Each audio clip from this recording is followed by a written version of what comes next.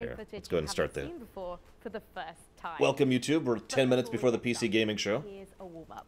The Great PC Gaming Quiz brought to you by Drake's Cakes.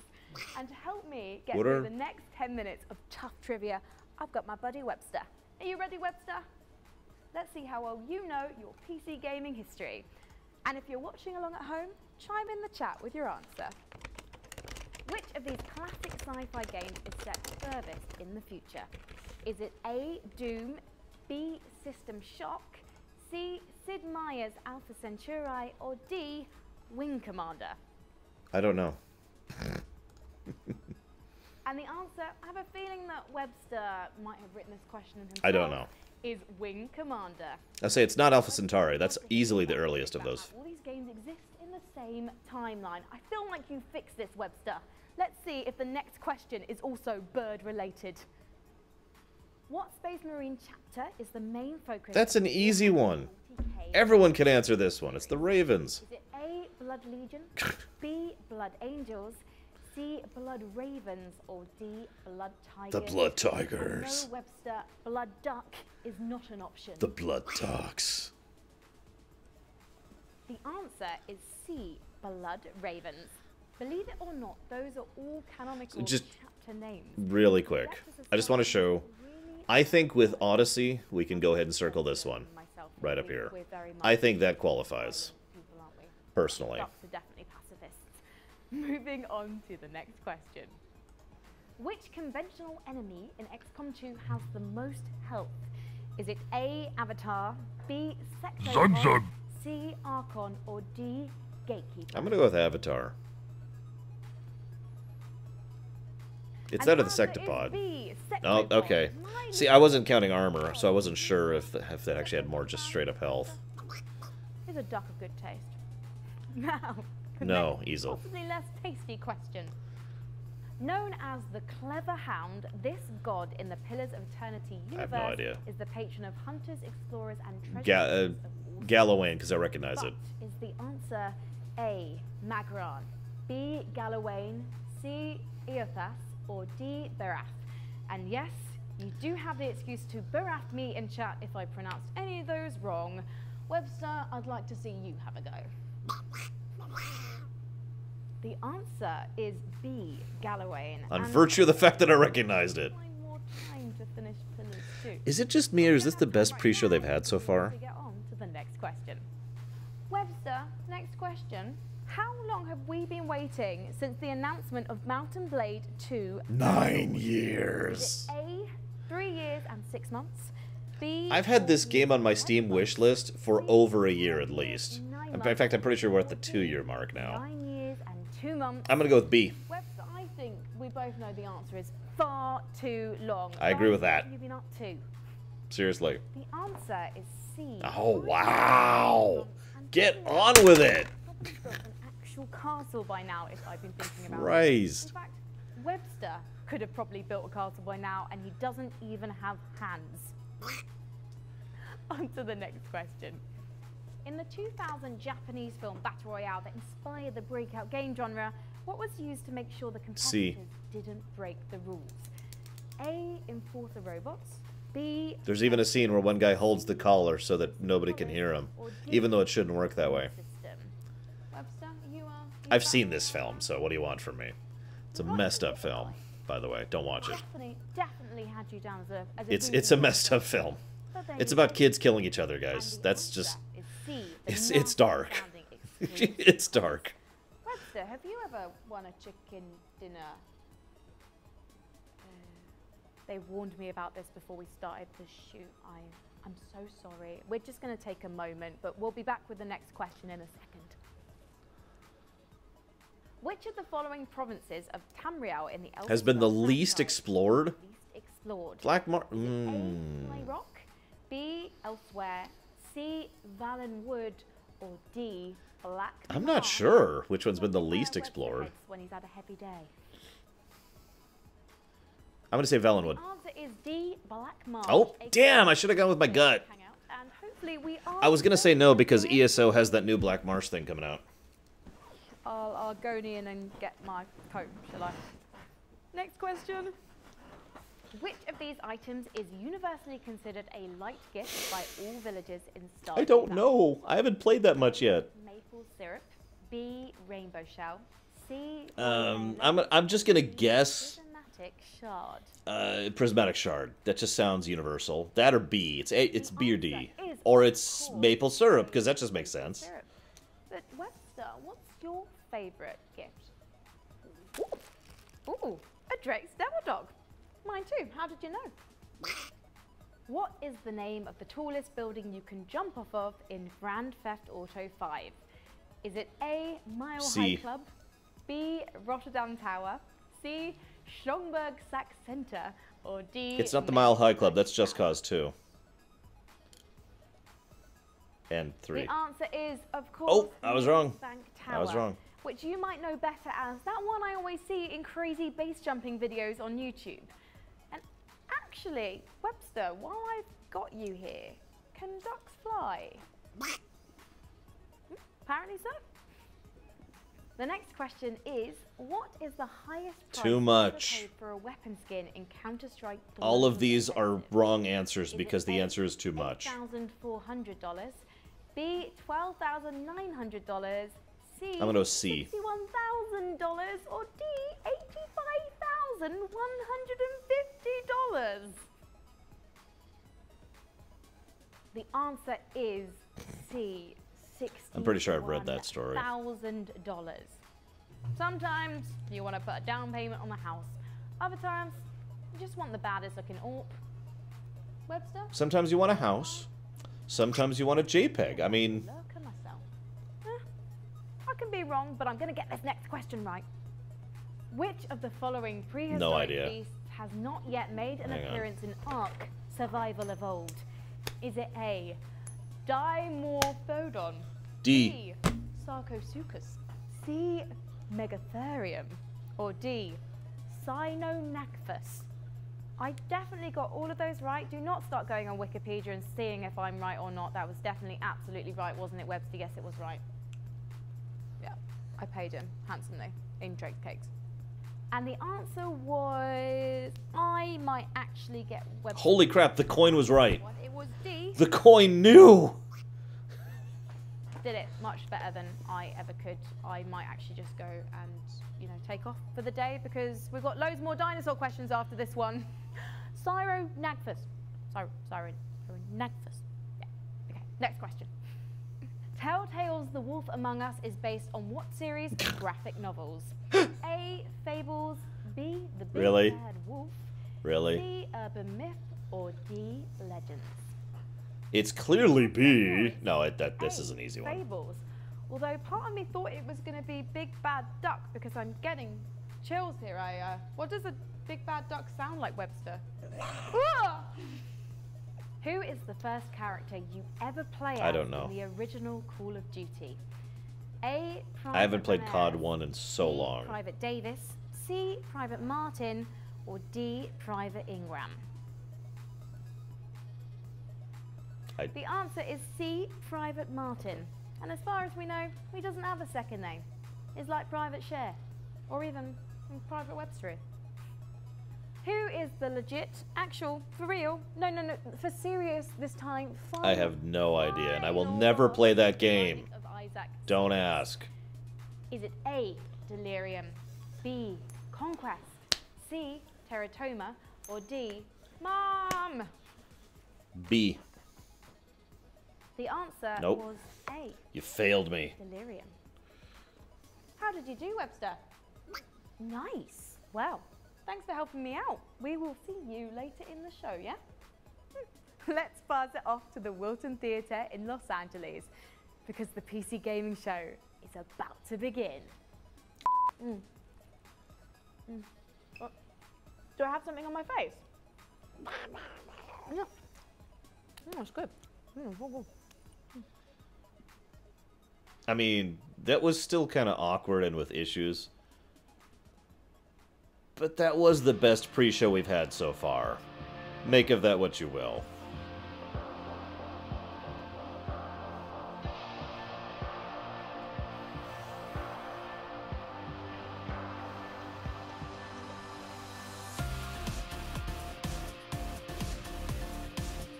Any predictions? Oh, God, I don't remember. We talked about this Sunday, I want to say? Or maybe it was Saturday.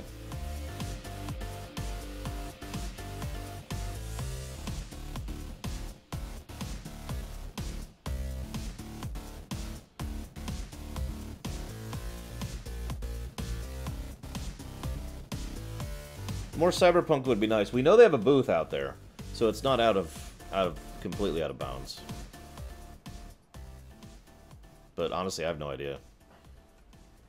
I need to be keeping the counter up too, because I don't want to fall over Sony. We got 3 hours till Sony, but PC gaming shows tend to be nice and long. Magic in PC gaming. It says you said that wrong. Just obey the rules. There's magic in gaming. It says don't just listen to stories. Inhabit them. Although I see they're showing off a whole bunch of mods here. Just accept the limits. Overclock beyond them. It says, don't just play games. Revel in them. Unleash them. It says, seriously, is every game Battle Royale now? I mean, really? Or is it just me? From mountaintops to dungeons. From deep waters to deeper space. From solo quests to mass engagements. There is and terrible games. Gaming. Sorry. Let's celebrate that magic together. This is the PC Gaming Show.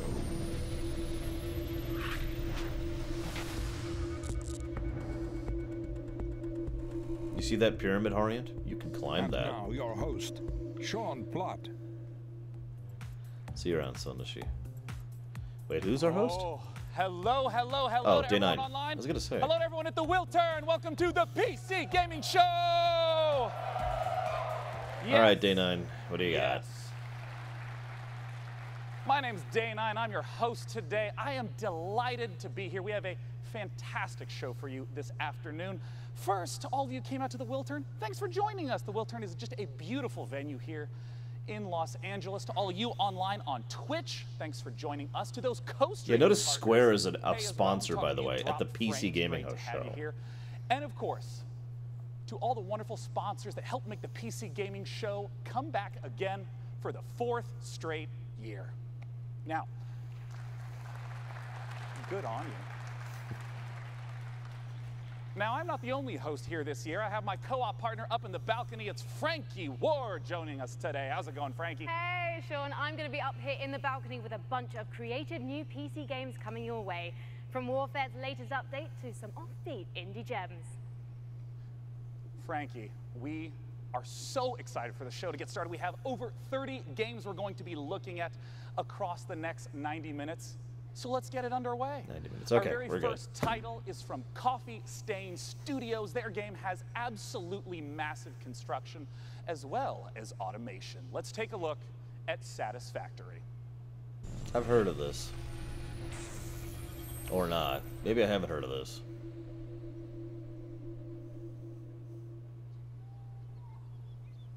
I need a new page on my notepad. Oh yeah, sorry, exclusive.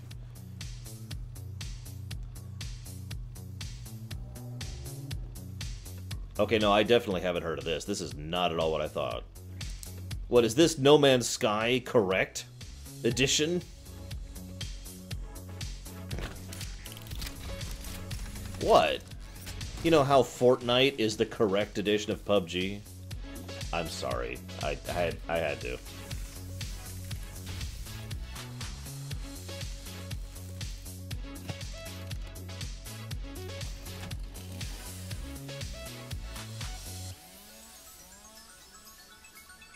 Like, you get the concept, right? Plenty of people will, like, invent... we were just talking about this. You'll invent a game, and it's got issues, it's got flaws, and then someone else will come and say, hey, that's a great idea, and make a better game of it, right? Right? I mean, that's a thing. It's not just in video gaming. Yeah, Blizzard, that's basically Blizzard's main model. So yeah, this looks kind of like... Factorio is kind of what I was thinking of, too. I think that's actually the game I was thinking of.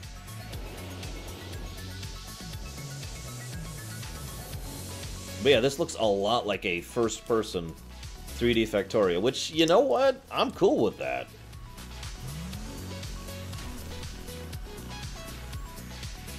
Now, I actually streamed a game similar to this. If you remember, it was a space-based game. I mean, you started on a planet and all, but you remember that? God, I can't remember the name of it right now.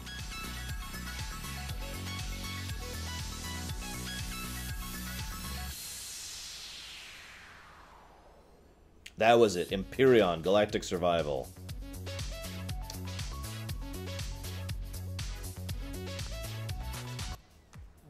No, I haven't got a chance to try RimWorld out. I want to. Is the game director at Coffee Stain Studios. It's Oscar Gilsayan. I mean, I'm kind of with you, Javan. I've been wanting a good factory industry game for a while. I haven't found one that's really clicked with me yet. I just want to begin right away by asking, what is Satisfactory all about? Satisfactory is essentially about building these huge automated factories.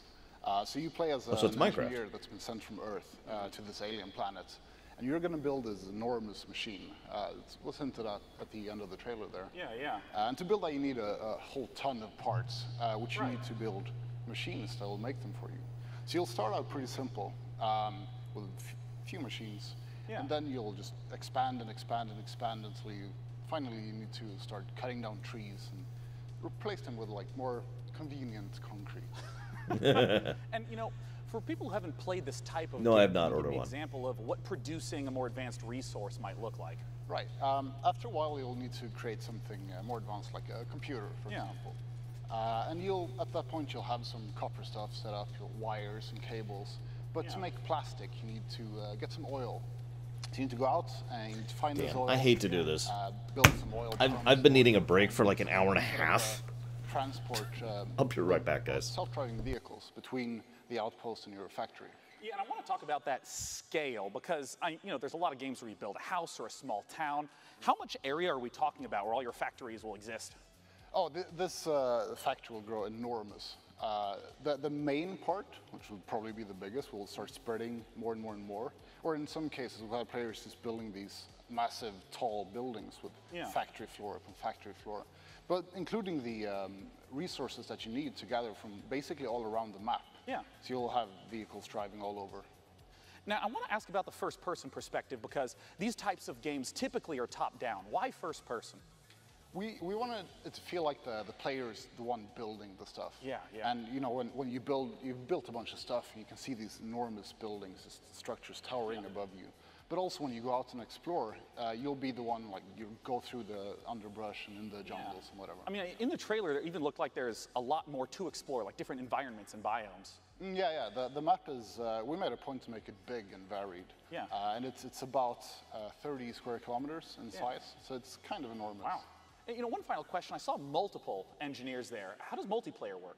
Oh, it's a co-op game. So you'll start up a server and play with your friends. Great.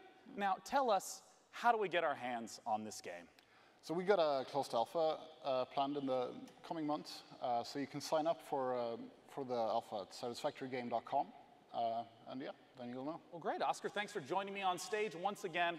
That is satisfactorygame.com. Now, up in the balcony, Frankie, I understand you have our very first indie title of the day. We do indeed, Sean, because here's something we love about the PC platform. It's such fertile ground for creative ideas from small teams. NeoCab is an emotional survival game set in the future about gig labor, tech disruption, and the experience of being a driver for hire. Perhaps the last of your kind. From the brand new indie studio Chance Agency, let's watch the first gameplay trailer for NeoCab.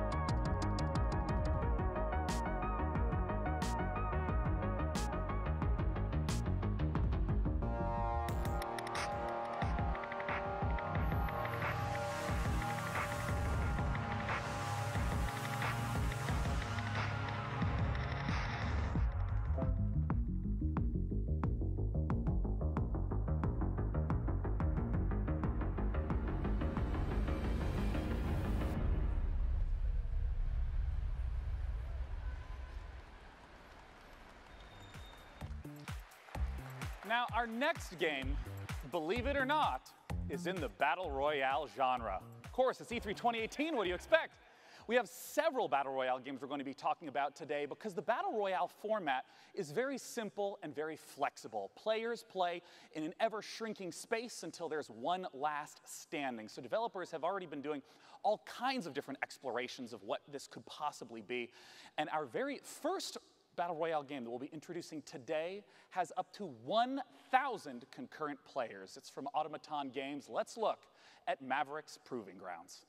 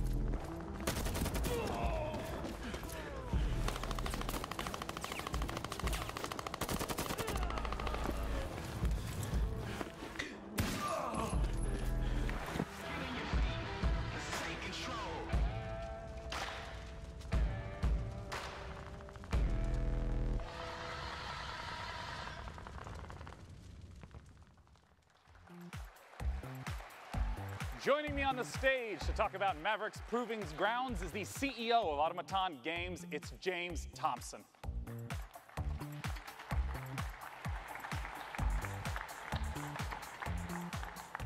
James, welcome. Thanks for joining us. My pleasure.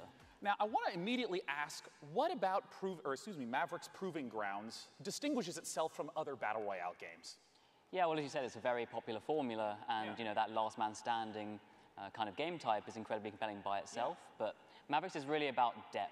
You know, we've already talked about 400 players before, and we're sort of super excited today to talk about our 5-man squad mode being 1,000 players.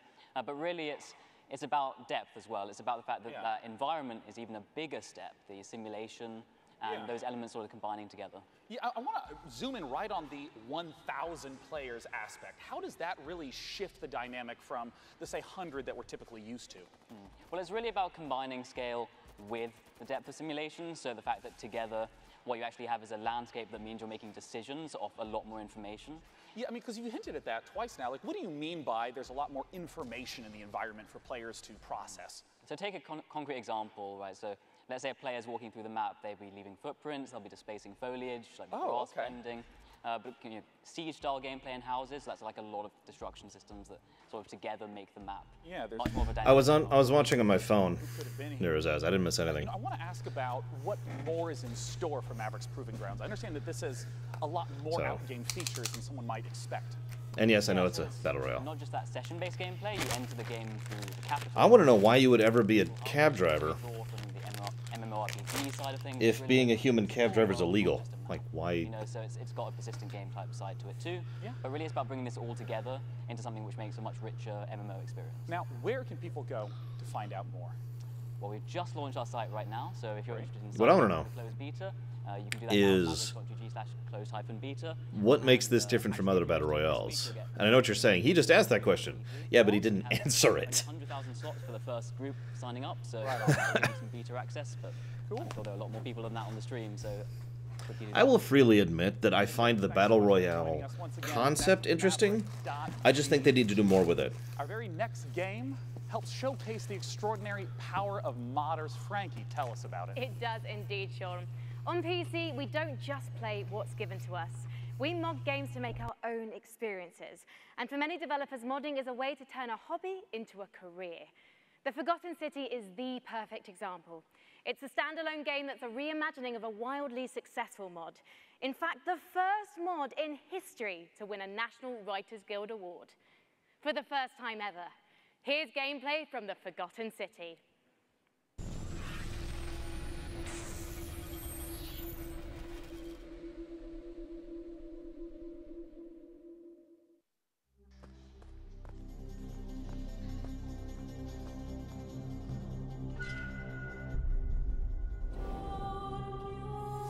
I'm so sorry you had to find me like this. And worse, that you'll suffer the same fate I did. I've spent a lifetime in this place. An ancient underground city. Its existence long forgotten. Searching for a way out. All I found is a window into the past. If even one person here commits a sin, everyone will die.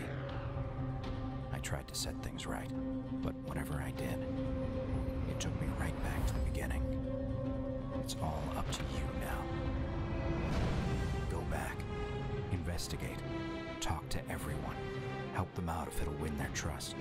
Bend the rules as far as you can. Figure out who's responsible for this, and maybe you can do what I never could.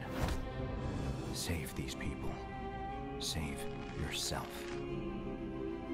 The many shall suffer for the sins of the one. Oh, so it's about the justice system. Sorry. Coming up on the PC Gaming Show, what's next for Killing Floor 2?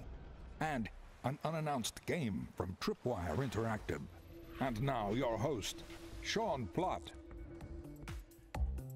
Our next game is a blast from the past. It's not a sequel or prequel or remake, but rather an entirely new game altogether. Let's take a look at Stardoc's Star Control Origins. Long ago, despite everything, I want to play this. Its creators uplifted into something beyond. In fact, I'll probably buy this day one, honestly. These beings, now known as the Lexites, left Earth, traveling to multiple planets in our solar system, before vanishing altogether. This is why we are here.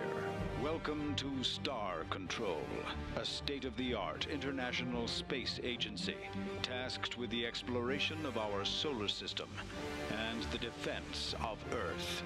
Here reside the world's brightest minds and greatest technology, brought together by a strong curiosity to discover the unknown. Help us pioneer the future. Join today.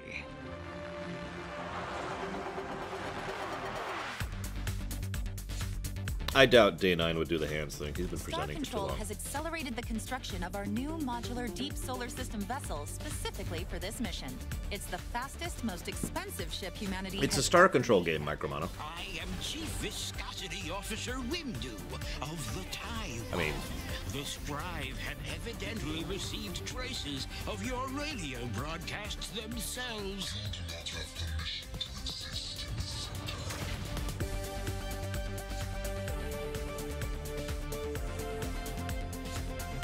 me too, Lurker. Me too. I kind of want to play both games, honestly.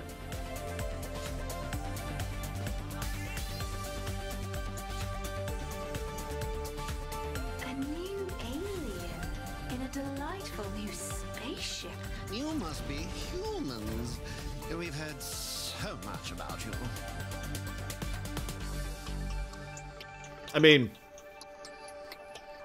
the aliens certainly look as appropriate as they should be. No release date.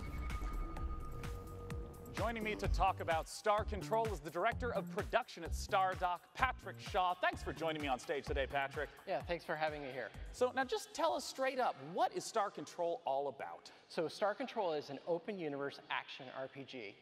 You can visit dozens of aliens, hundreds of different stars, thousands of different unique planets, and you can land on each and every one of them.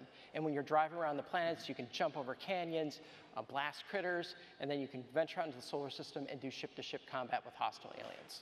And I want to ask, since I know that the story is a big part of this game, with it being open world, how do you make sure that the story still stays as the focus for the player? Yeah, so we're really excited about the story. I hope you like the Sleepyhead games. It's funny, it's creative, but also has some dark, sinister side to it. However, what we're very proud and very excited about is we have an infinite universe. That is, we are fully simulating the entire universe at all times. So even if you're on some podunk little moon in the corner of the universe, the aliens are still moving around the universe, doing their own thing, exploring and interacting with each other. So it's not just like at a planet. Now, for those of you who haven't played Star Control 2, there's like a timer in the background as events are happening. I'm not going to spoil too much, but there's stuff happening in the background where the setting in the world will basically change, and there's stuff you could do to affect that, you know? Going to be a big part of Star Control Origins. How does the modding work? So I'm kind of hopeful they have at least something similar here, you know? Probably Firefly. Yeah, so what would you think of making Firefly Season 2? Shit, that's a lot of pressure, Patrick. Well, you're putting me on the spot on stage right now, yeah. We have a week to do it, so. But anyways, in Star Control Origins, you can create your own ships, your own planets, your own galaxies. You can package up your adventures and share them with your friends online. So someone else can take care of Firefly Season 2. That's up to you. Now, last thing I want to ask about is how multiplayer works. Right. So in the game, we have ship-to-ship combat, and that turned out to be so popular in our early testing. They're like, we should make this a separate gameplay mode. So we did. We called it Fleet Battles. So you can create your own ships. I was hoping for co-op. Different pieces and parts. You attach different weapons and defenses, and then you go online to play them. You can either play local multiplayer, 2 people on the same machine, or online, ranked or online play. Where can people go to pick up Star Control Origins? Well, right now, Star Control Origins is available for pre-order on GOG and Steam. Well, lovely. Guys, definitely be sure to head over to starcontrolgame.com and check them out on Steam and GOG as well. And one more thing. No, Tara. We are happy to announce at the PC Gamer Show that Star Control Origins is launching on September 20th, Nice. 2018. Look for it on September 20th. Sorry. I was hoping for a release date. Now, our next game was PC Gamer's favorite game from E3 last year. It is Hunt Showdown from Crytek. Let's take a look at what's coming for Hunt Showdown just after E3. I know, Corrales. You know, you play a ship, not an empire, Tara.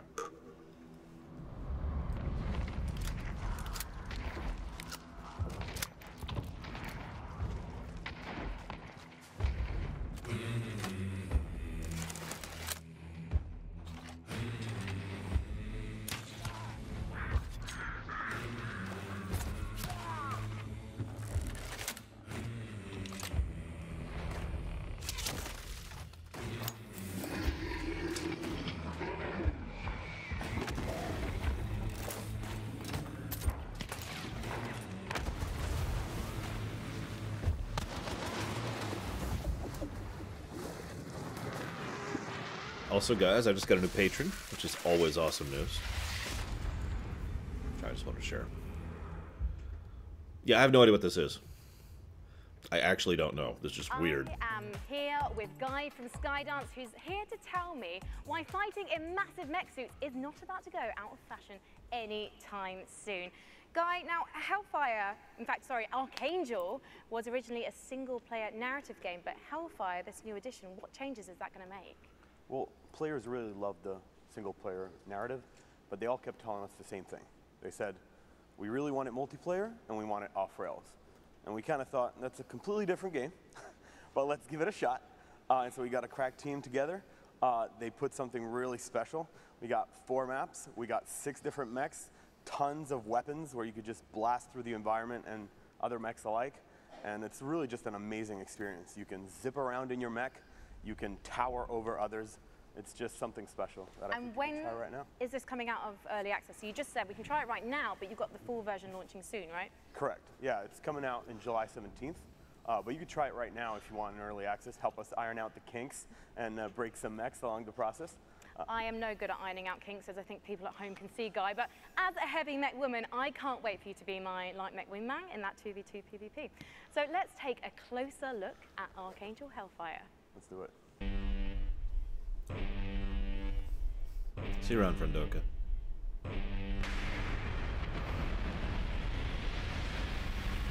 So, I'm confused. Pure PvP?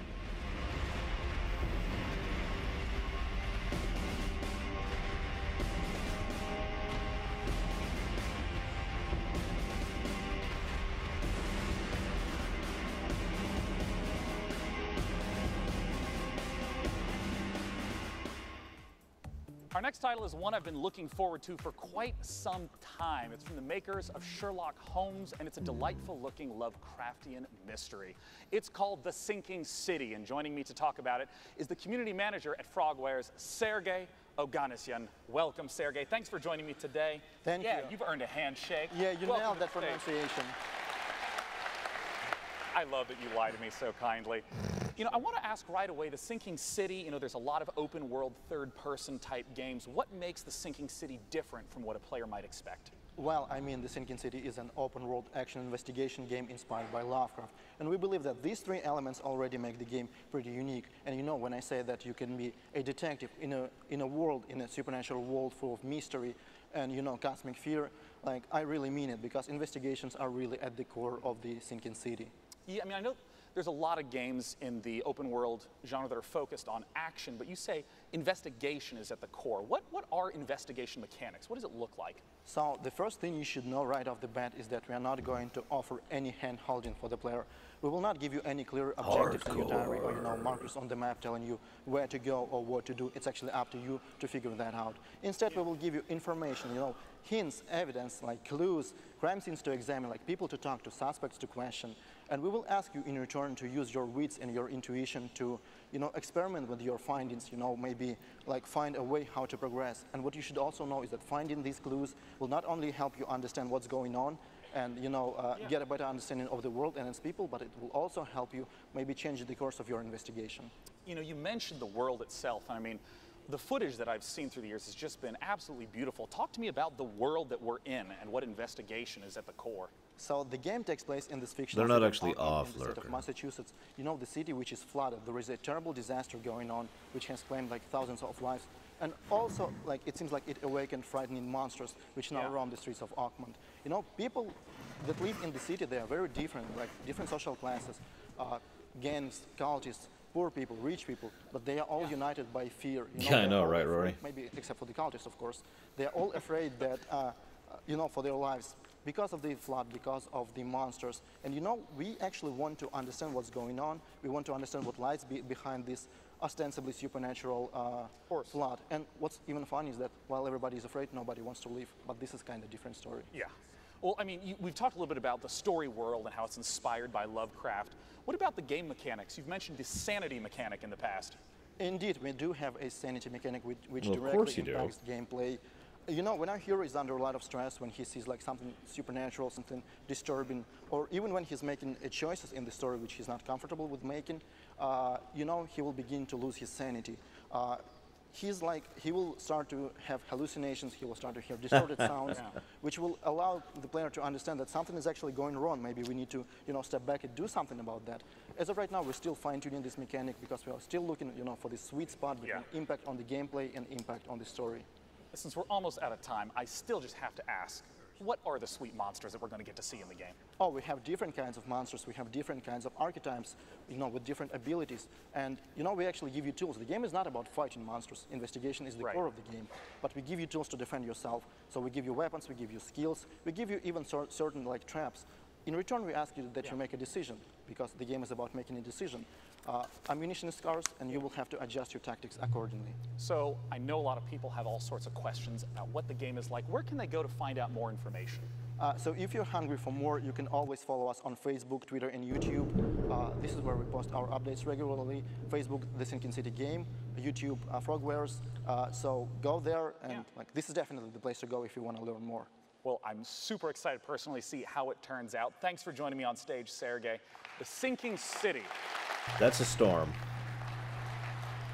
Now, our next game is a PC title that has only gotten better over the last few years, and I'm always excited to hear what they have in store. Frankie is up on the balcony with the developers of Warframe. Talk to me, Frankie. Well, we all know the PC is home to some of the most devoted communities in gaming, and one of the best undoubtedly belongs to Warframe.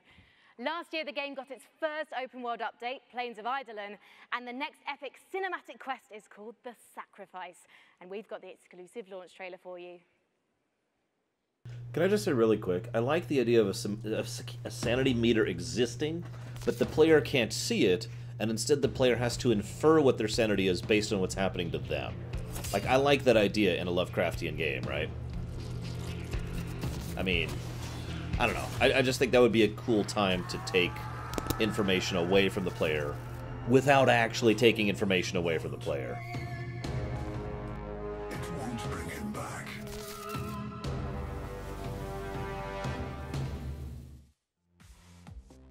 Megan Everett, Community Manager at Digital Extremes, joins me now.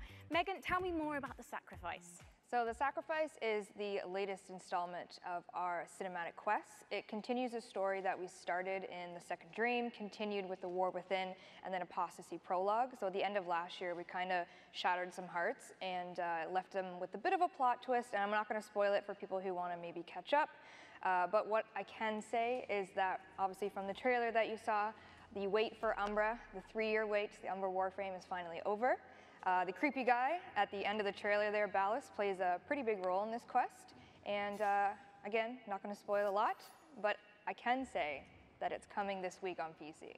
For the record, if I had more time, I would be playing this game. As well as the update, I don't, so I'm not. TennoCon right now. Yes, so it's going to be another big year for us, and I'm really excited for it. Well, I believe Warframe is free, but I'm not sure. To get an idea of what TennoCon is all about. What do you think the mega reveal at Tenno Live is going to be? Can you tell me anything about this Umbra thing that's maybe going on or whatever?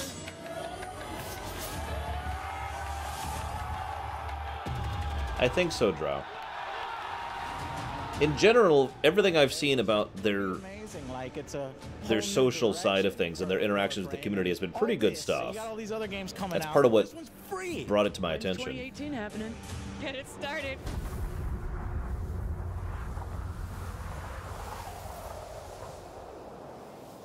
Given that the community knows you as Auntie Megan, oh God, it must be huge for you to be at TennoCon. TennoCon is really special for really everyone that works at Digital Extremes. The developers pour their heart and soul into what we do for TennoCon, and I know for me it was literally like the best day of my entire career. I know Rebecca, our community director at home, is watching. But last year when we did the Plains of Eidolon, open world expansion reveal, Reb and I were actually doing that as a live demonstration in front of everyone, and we had practiced it for months, and it went as flawlessly as we could have ever hoped for. And we actually, as people were cheering, it's pitch black on stage. Reb and I look at each other and we just kind of fist pump and both started crying because we didn't crash the demonstration. So if you watch Tenno Live this year, if you're there, you can definitely probably count on some tears and some emotions because it's a really big day for us. So basically, bring tissues, right? Bring tissues for yourself, for me, for everyone involved, because there will be some tears probably. But if you can't get to TennoCon because unfortunately it is sold out, how can you watch it online? So on twitch.tv/Warframe, you can definitely check it out. And PC Gamer is also hosting as well on their Facebook and Twitter. And you get free stuff by watching Twitch? You do. So if you want to link your Warframe account to your Twitch account, and all you have to do is watch and you get some free stuff. Fantastic. So that's happening from July 7th, and you'll be able to watch TennoCon live through PC Gamer's Twitch channel and the Facebook page. Thank you, Auntie Megs. Sean, it's over to you. Thank you, Frankie, and thank you, Warframe. The next name is one I grew up with, Sega. They've become a prolific publisher of Japanese games known for their fully featured ports, especially beloved by this guy on the left. Sega's bringing Shining Resonance both to PC and console the same day, and Shenmue is going to be coming later this year. They have all sorts of games coming up. Let's take a look at what Sega's got in store. Sega's been variable quality lately, but I think they've been doing better than not lately. My opinion. Yeah, we've got the new Valkyria Chronicles that's coming out on the Switch tune. Did you notice that?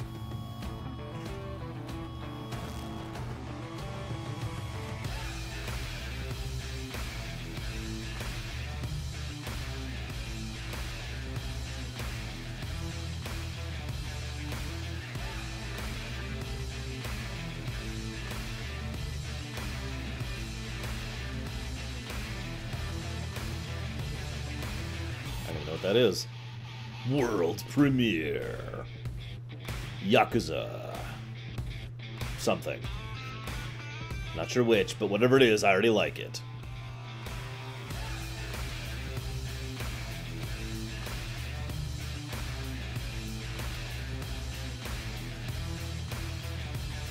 I didn't see the number. I saw the Kiwami. Here's the one I just mentioned, I think. That's Kiwami 2, okay.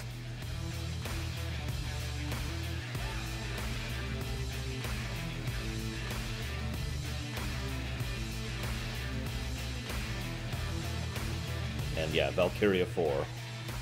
Oh, that was Kiwami 1? I'm sorry. That's a...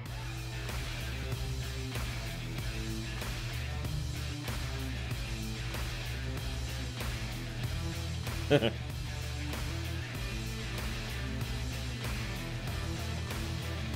this is 0, so why are they showcasing 0?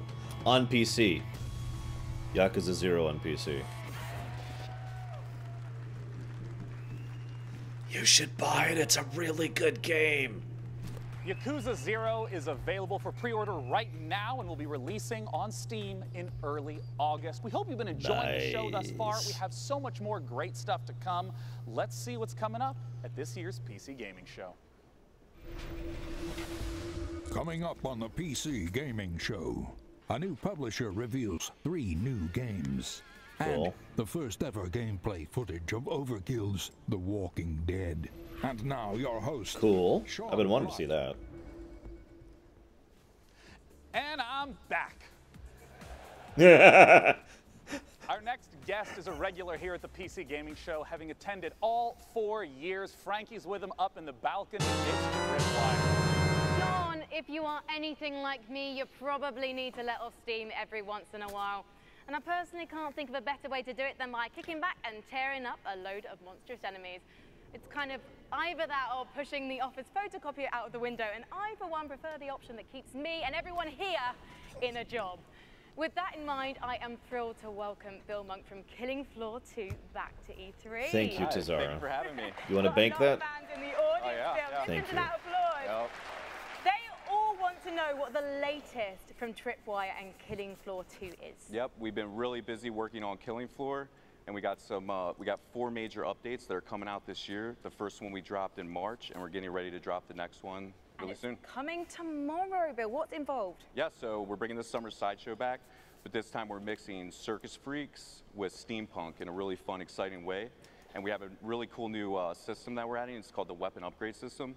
And with this, there's 73 different weapons that we have in our game, and each one you can upgrade it and make it viable for late play. So it really adds a lot of creativity to your loadout. So I'm really excited to get that in people's hands. So you can make your boy guns big.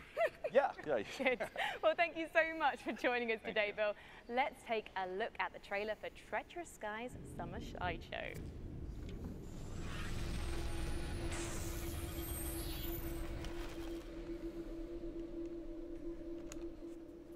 Oh yeah, sorry. Exclusive. Partial nudity. I drink. Welcome aboard the HMS Queen Victoria, ladies and gents. Ringleader Lockhart speaking to you from, well, someplace very safe, yes. You helped me escape that fray at my beloved Steamland, but now I need your help once again. I've got to get to my island in the channel. Now, listen up. I don't know how, but these blasted circus freaks followed us on board. I think it's time to put on a show, yes, of daring deeds and horrendous bloodshed. Oh, for me, my mechanical children have turned against me! Blasted traitors! Careful, lads! They're tough! Even removing the head won't put these rebellious robots down! But take heart, lads and lasses! I have invented some new toys! The Doomstick! 4 barrels are better than 2! The Static Strikers! A shockingly stylish set of gauntlets! And the M99 Sniper Rifle! And finally, there's a last-minute addition to the crew. Watch this woman go! Seems Mrs. Foster negotiated her way on board and is set on giving Zed You won't like me angry. the business. And remember, we'll see you on the airship. Okay. Fossey, joke for you. Optician says my eyes are okay. I say, then how do you explain my husband? Now, as is tradition, the content that you just saw will be available tomorrow, including a free weekend for PC this weekend. Definitely check it out with Killing Floor 2. But that's not all that Tripwire has. I have the president of Tripwire himself, John Gibson, on stage. John, welcome back again. Thanks, Sean. Pleasure to be here. Now, I understand that Tripwire is stepping into also doing publishing. What does that entail? That's right. So, Sean, it's really challenging for developers right now with the thousands of games that are coming out every year. Yeah. It's really hard to get noticed. And then you have the traditional publishing deals. So we're giving developers fair deals. We're going to be helping them rise above that noise so they can get noticed. And because of our experience developing our own games and publishing our own games, we're going to help them with marketing, funding, mentoring, feedback to help them succeed. Yeah, I mean, the game that we have on screen is one of those games. This is Road Redemption. That is right. I'm happy to announce that we're going to be publishing Road Redemption. We're going to be helping them grow and succeed even more on Steam, but also bring the franchise beyond Steam. I was actually going to say, this looks a lot like Road Rash. Exclusive new game hasn't been announced yet. We do. Nobody knows. Before we roll the trailers, I wonder if you give me a little bit of a tease. Yeah, so we're working with the team at Blindside Games, and they're led by Alex Quick. Oh, yeah, right. So if you're familiar with the Killing Floor universe, you know Alex Quick was the modder that created the original Killing Floor mod, which Tripwire worked with Alex to bring commercial. And then Alex went off, assembled his own team, made the game Depth, which was sharks and humans fighting each other, very, very successful.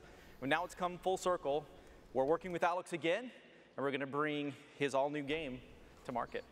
Well, let's take a look at it right now. World exclusive new Exclusive. upcoming game from Tripwire. Technically another exclusive. I'm going to switch to almonds. I've had too many carrots.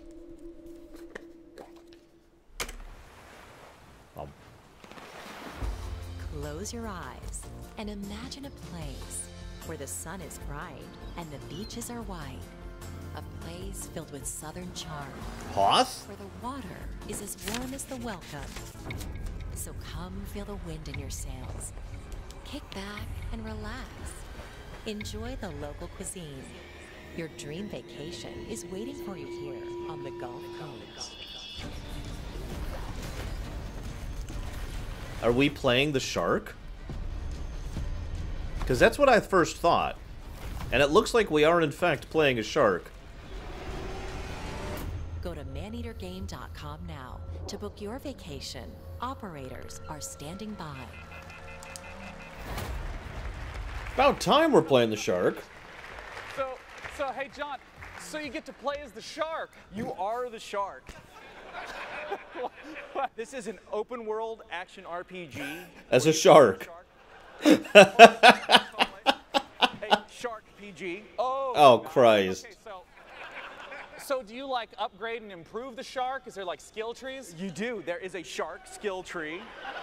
Really? Oh my God.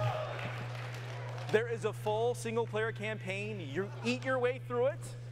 You get bigger teeth. You can jump out of the water and snatch people off piers and all of that fun stuff. I didn't realize this was a power fantasy I needed so badly. Now, where can people go to get more information about it? They can go to maneatergame.com. All right. I doubt anyone will forget that here.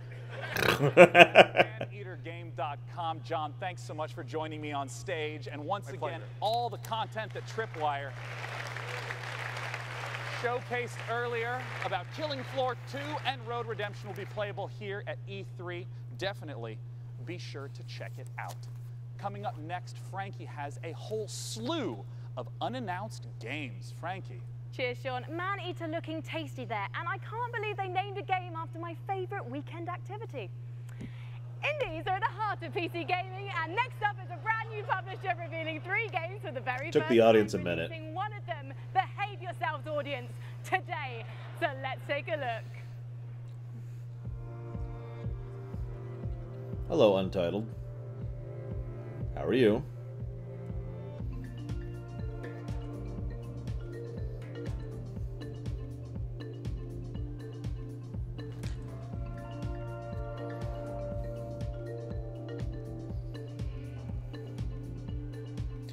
I noticed they didn't even have a release date, by the way, for Maneater, so there's a pretty good chance that's not coming out until next year at the earliest, which is a darn shame, because that looked pretty good. Like, Satisfactory, Star Control 3, and Maneater are the 3 big ones for me so far. Exclusive!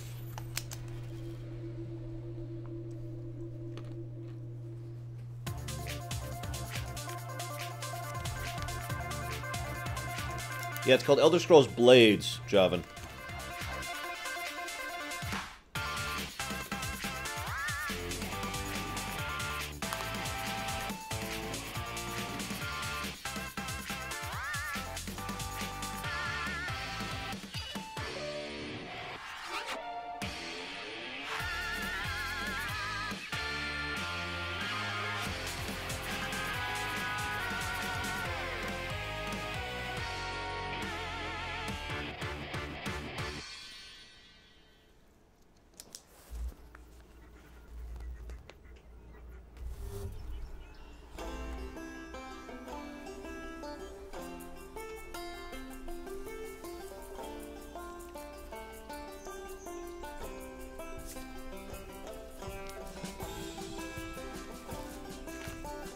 Every time I see this engine, it's just so distinct.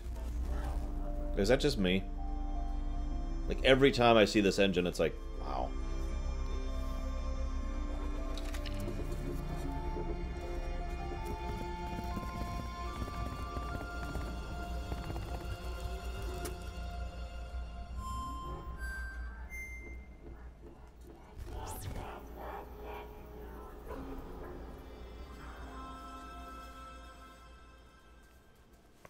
Okay.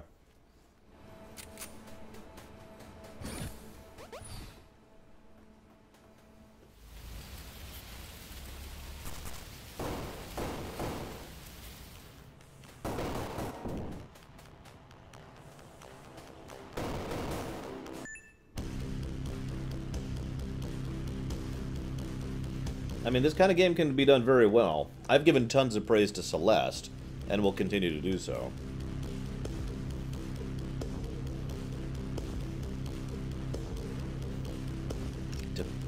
It's trickier to pull off than it looks, though.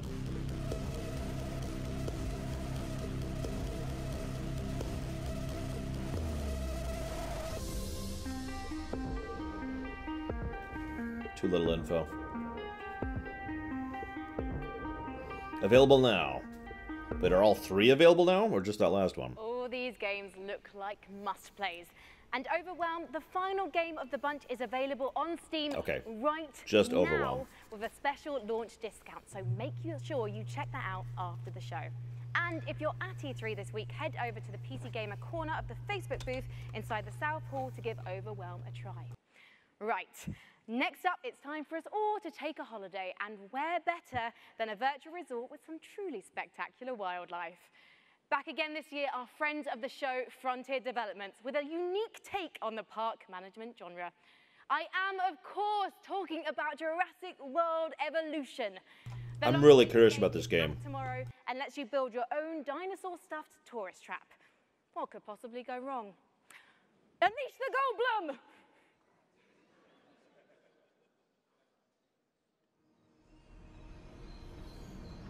You think that things are going to turn out differently, huh? Well, the ones before you did too. Because they believed that they were in control. And control... Well, here's the thing.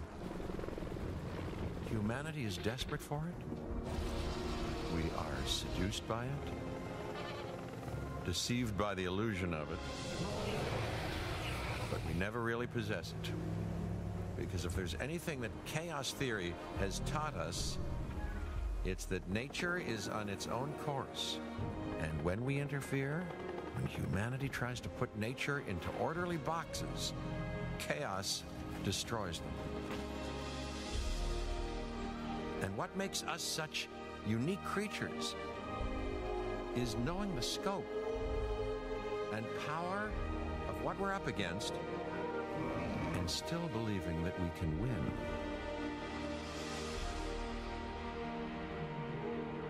I know, however, what I would predict.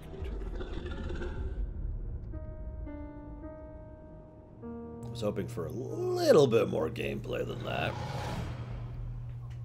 Especially since it comes out so tomorrow. For that game. Our next title is from Insomniac, who've been making amazing games for years, and they're going to try to take their expertise and answer the question, how do you make an open world game in VR? Let's take a look at their upcoming game, Stormland. Well, the first thing you do is you got to get like a bucket right here for the vomit. It's very important.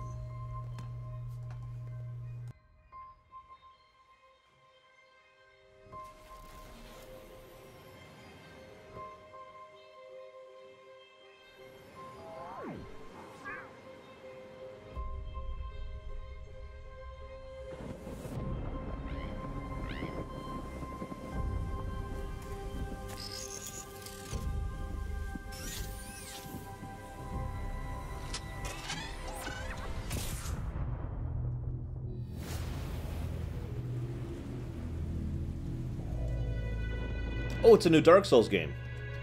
You die.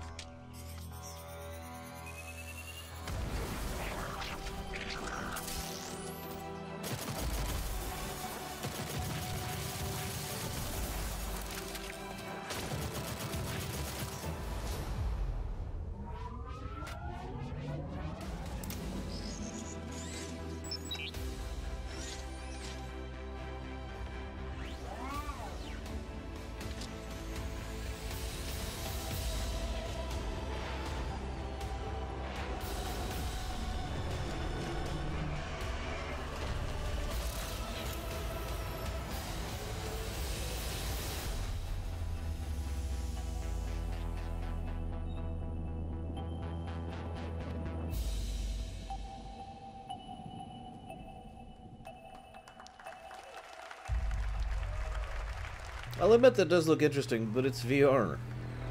Like, the amount of headache and nausea that VR causes me is insurmountable. Joining me to talk about Stormland is the Chief Creative Officer at Insomniac Games. Join me in welcoming Chad Desern.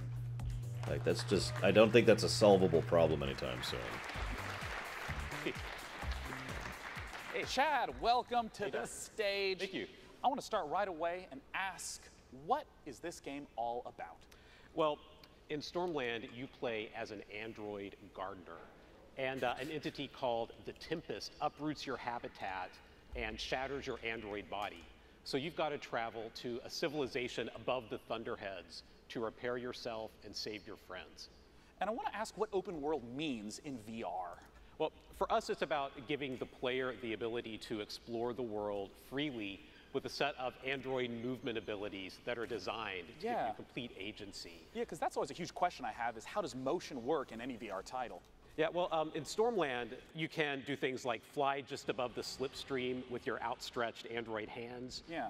You can shoot a laser into the cloud surface and then make a ramp, kick off of that, climb up a cliffside, like literally launching yourself with your synthetic Android strength, and then like push off and glide back down using your hands to control your descent. It's massive freedom of movement, yeah.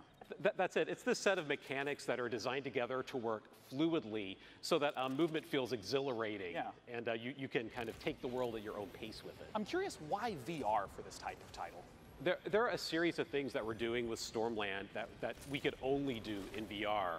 It's about the expressiveness of having tracked head and hands and how we use that for combat, how we use it for movement, even things like scavenging technology to attach it to your body. Like you look down, you get a new piece of tech, and you attach it right into your arm, and then suddenly you've got the ability to harness electricity or cloak yourself, or all kinds of different cool Android. And you could never do that with, say, a controller and a camera. I wonder if you could talk to me a little bit That's about impossible. the world and what it means for it to be ever-changing. Yeah, that's a really good question. So that entity called the Tempest rearranges everything every single week so that we present the player with new playgrounds of movement and combat and scavenging, and you never know what you're going to discover. So every single island you find has the potential to hide an enemy stronghold or a network of underground caverns or brand new tech to scout. That's awesome. Yeah. Now, I got to ask, where can we go for more information? Well, you can stay tuned by watching the Facebook and Twitter with at Stormland VR, or you can check us out at insomniac.games. I'm really looking forward to it. Thanks for joining me, Chad. Once again, oculus.com/Stormland for more information. Frankie's up in the balcony with our next absolutely gorgeous-looking indie title. It really is, Sean, because next up we've got a first look at a new game from publisher Raw Fury, a neo-noir detective drama featuring a Paris cabbie who finds himself drawn into a world of crime. Sacré Roddy Bleu. Yes, I speak French. I can't wait for this one, so let's take a ride with the trailer. Exclusive.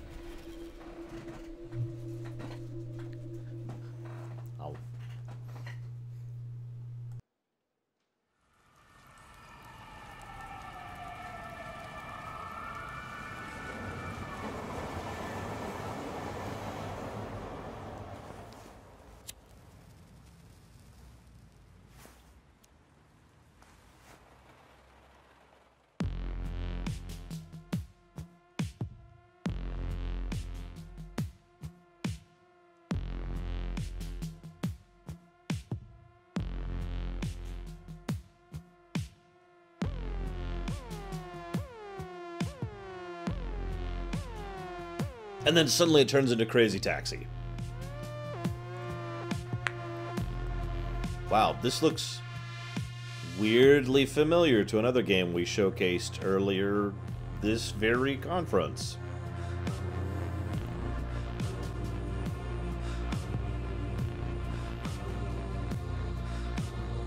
I do like the art style of this better than the earlier one, whose name I've already forgotten.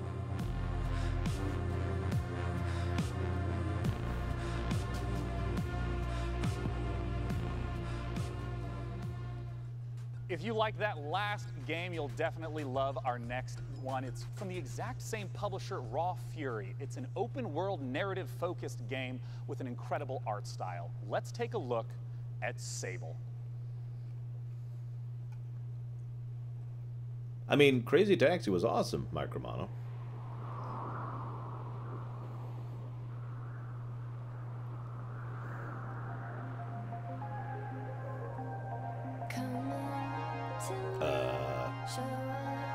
Oh, that is a very strange art style. That's like outlined and only partially rendered. But that is a very unique look. Look at that.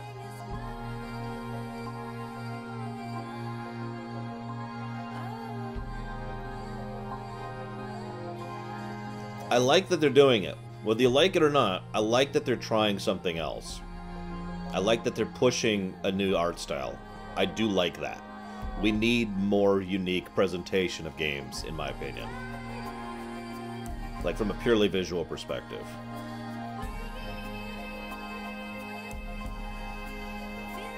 You know what this reminds me of? Out of This World, or Another World, except like if it was done nowadays, right?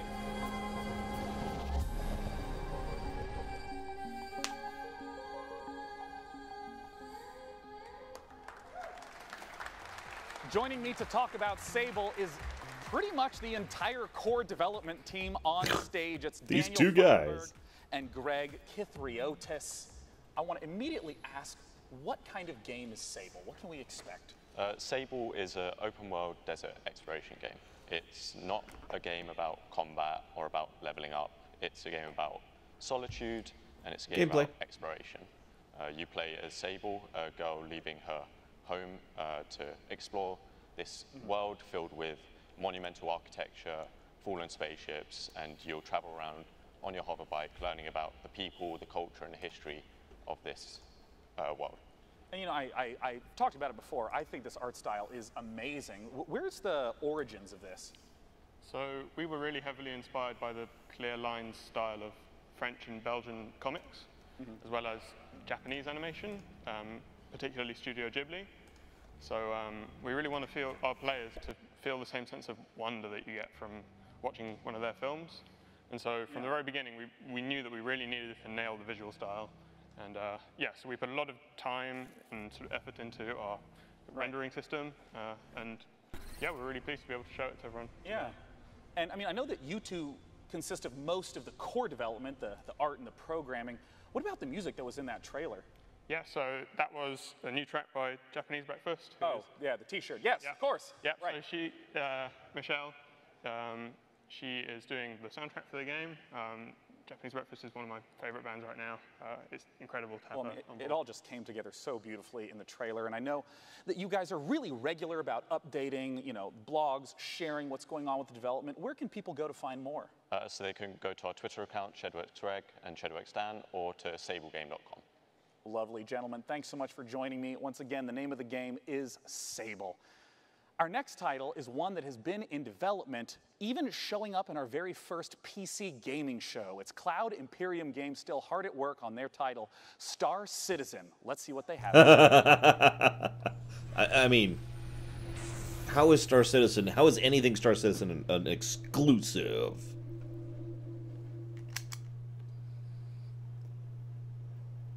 Like, how is that reasonably, feasibly possible? Did you know you could spend over $20,000 on this game? Right now. Just saying. I actually covered that, I think, last week.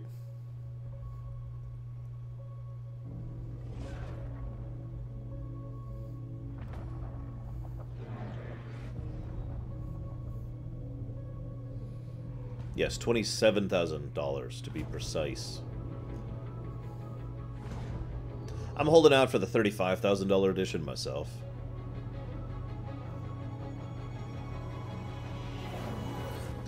By the way, that text says all captured in engine. If you're wondering what that said.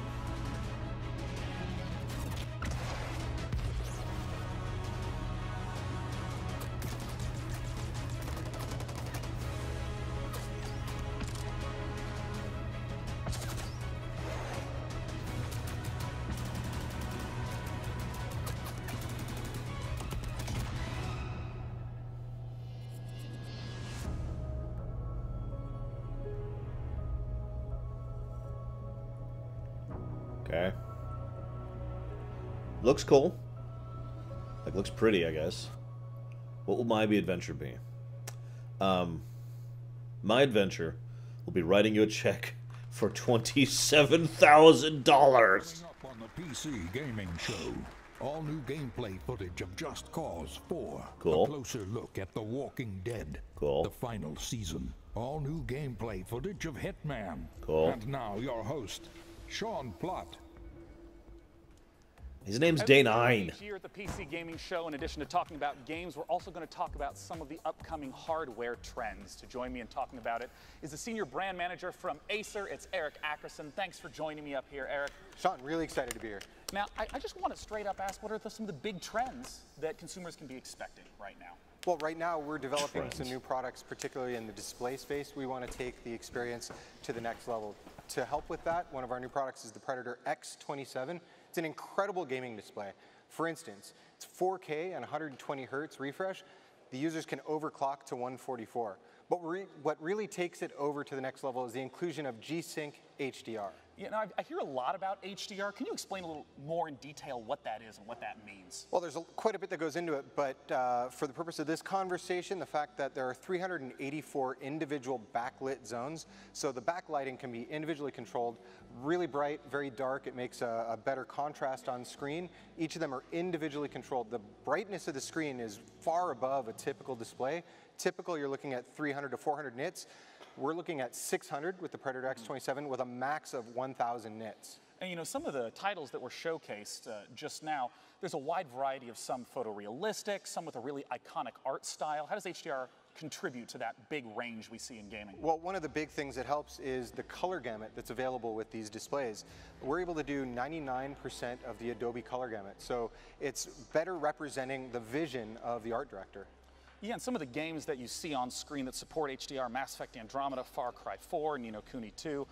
Again, you won't see them in HDR right now unless you have an HDR monitor. It doesn't work that way. We can't just stream it to you. But, you know, it brings me to one of my next questions about PC gamers tend to have a huge range of possible budgets. What are the different sort of products to look for at those price ranges? Well, I mean, we cover the gamut from very simple and to the point to high-performance esports products or multi-view, surround, multi-display products. But we also go really crazy sometimes. We decide, we put our engineers to the test. What can you do if you have no limit? So one of the projects we've worked on is something called the Predator 21X. This is a 21-inch curved screen laptop with a mechanical keyboard and two graphics cards. Science, materials. We did a really good thing. But you know what? To be serious, not just to joke, we actually have to ship this with a Pelican case to protect the laptop, and it sells for $9,000. And we sold every single unit we could make. So we cover every spectrum of gaming.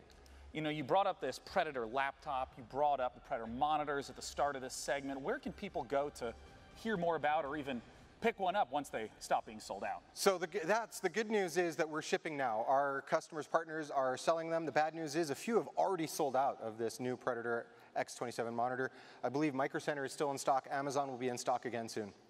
Well, thank you so much for joining me on stage, Eric.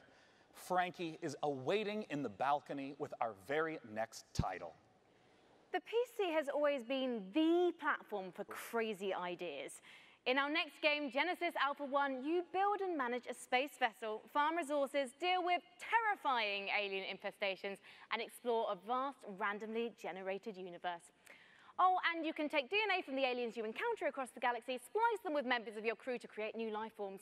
Just a typical day at the office. Let's take a look. Comcast Simulator. You have been sent to Quadrant Alpha 1. The mission is to find a new home for the crew on board of this ship. Expand your ship and explore the galaxy for resources and interesting new life forms. Feel free to experiment with DNA and alien abilities to maximize crew efficiency. Ready your weapons. I like the idea that the crew has no legal rights because corporations are evil. I like as much real life to be in my games as possible. Because without real life in my games, how can I feel invested?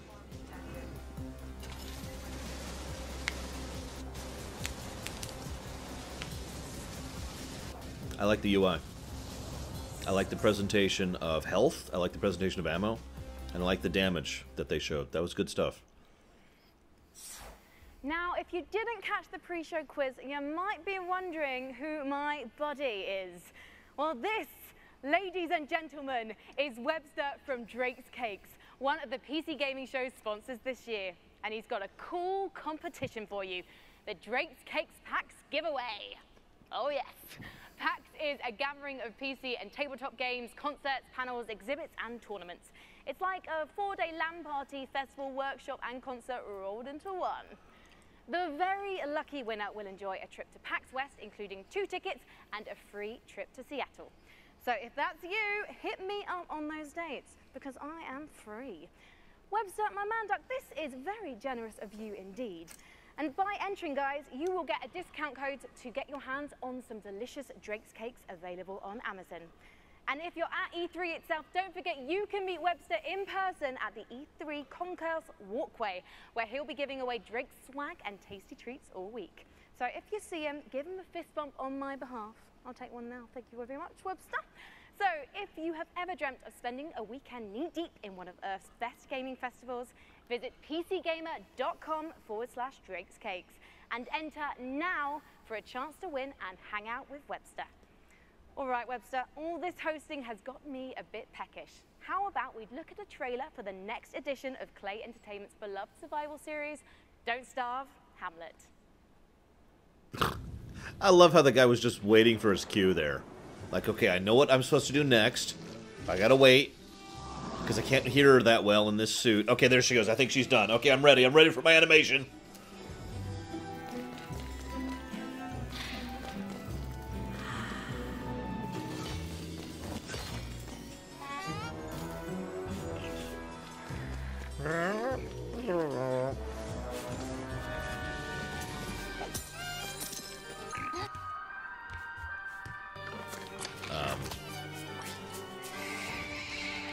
Yeah, Don't Starve was just a little too absent content for me.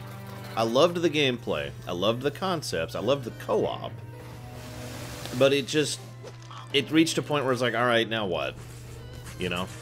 Wasn't a lot to keep me playing, so just not my thing. Which is funny, because there is a story and lore to this series, and it's really messed up. Our next title is the next installment in a series that never fails to make me laugh. It's Just Cause 4, and they have a brand new engine to bring the level of delicious insanity one notch up. Let's take a look at what the Apex engine in Just Cause 4 can really do. Gameplay. Gameplay? Gameplay.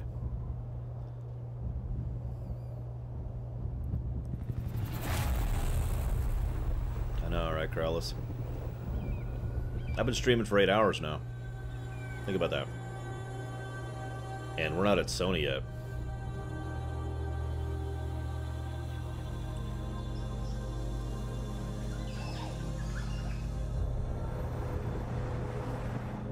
Rain and snow. Taking a break? Sony's like right after this. I don't have time for a break.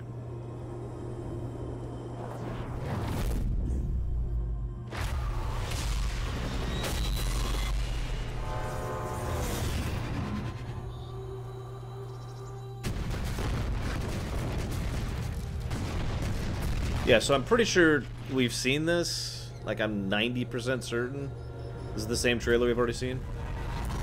It's still cool, but, like, I want to see some gameplay.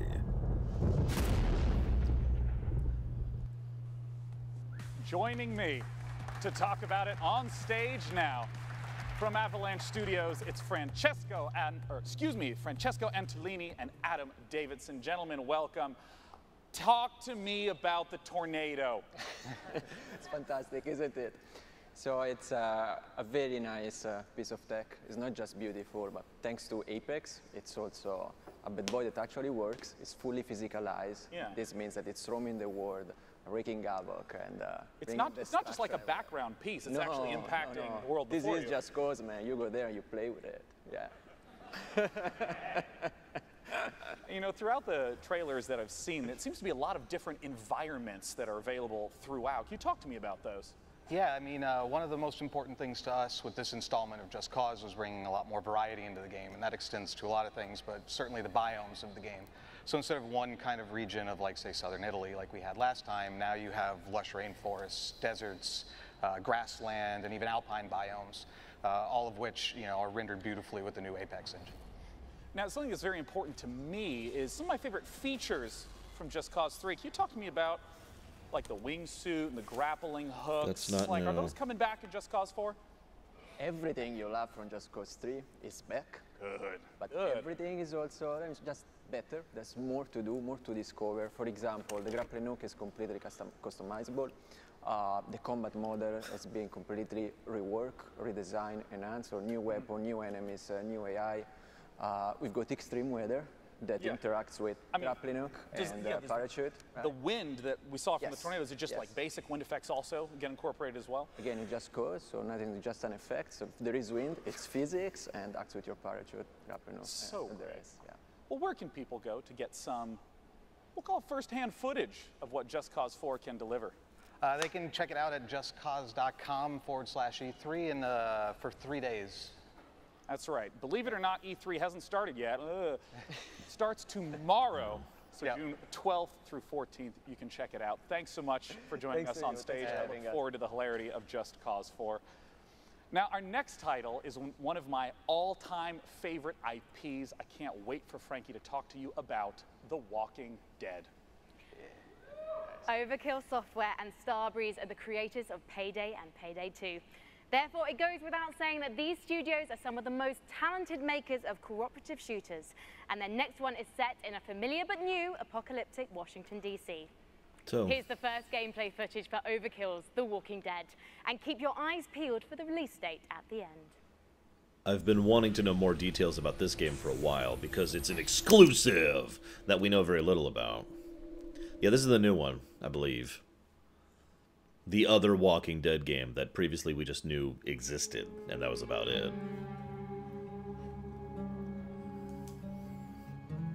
I hate exclusives. Coarse and irritating. They get everywhere. We were so many things.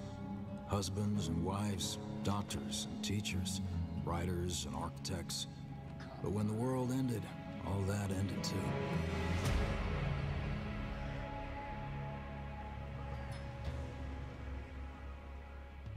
Every day we fight for more than survival. We fight to build a new life.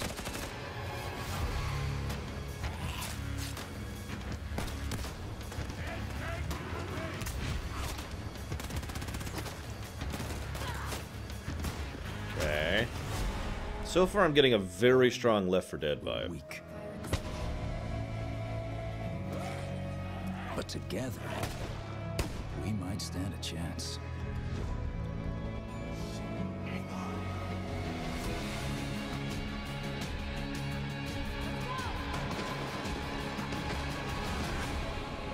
Yeah, looks very Left 4 Dead-y.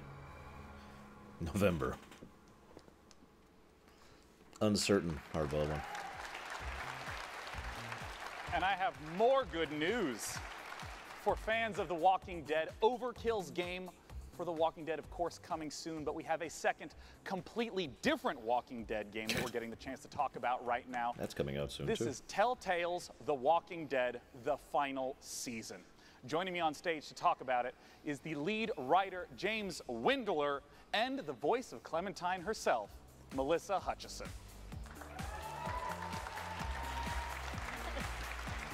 And yes, we're playing through this game. We always play through Telltale games. Thank you. Whenever it's done coming out. Our pleasure. Thank you. Now, I want to ask right away for, people who've played through the first 3 seasons of The Walking Dead, in terms of the gameplay, what's some of the familiar and what's some of the new?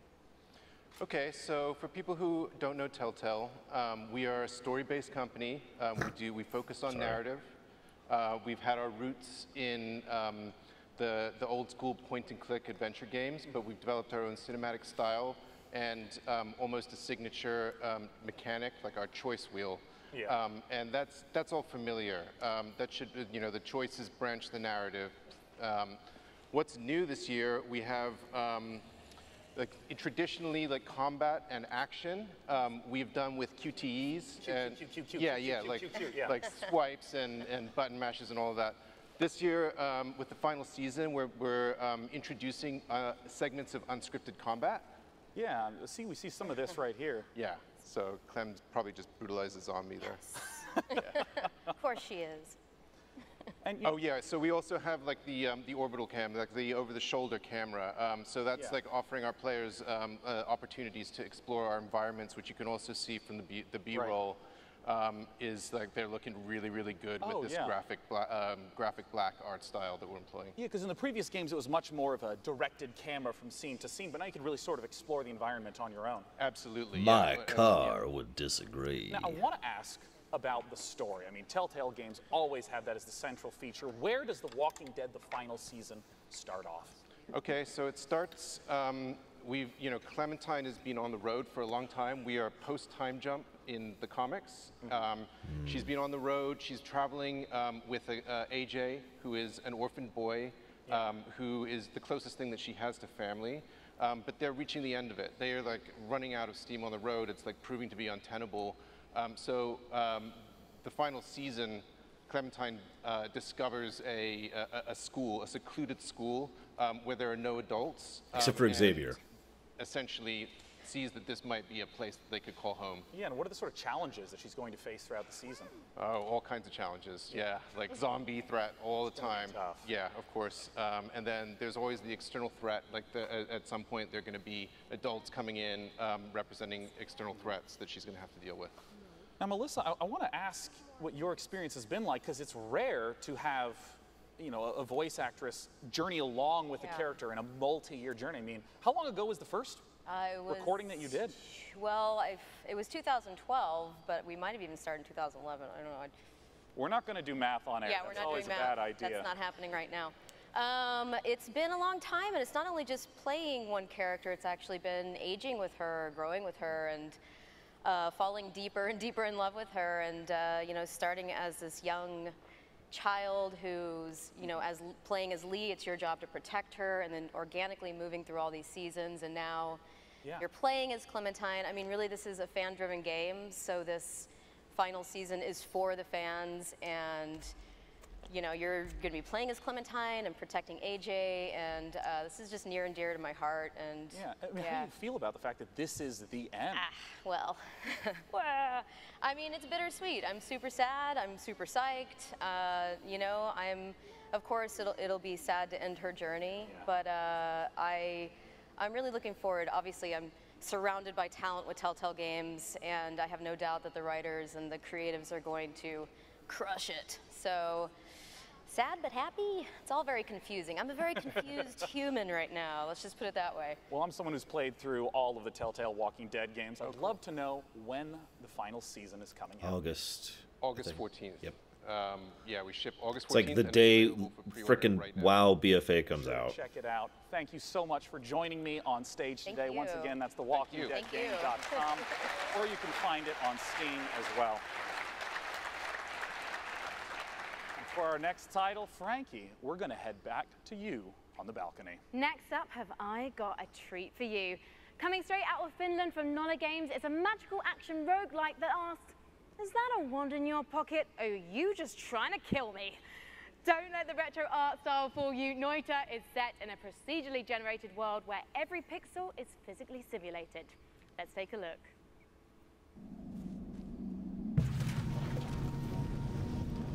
Okay.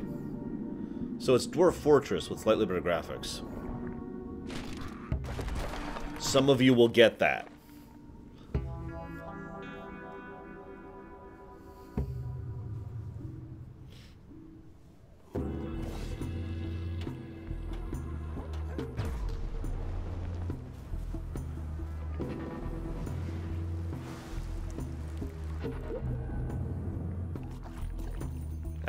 Nope, can't play it.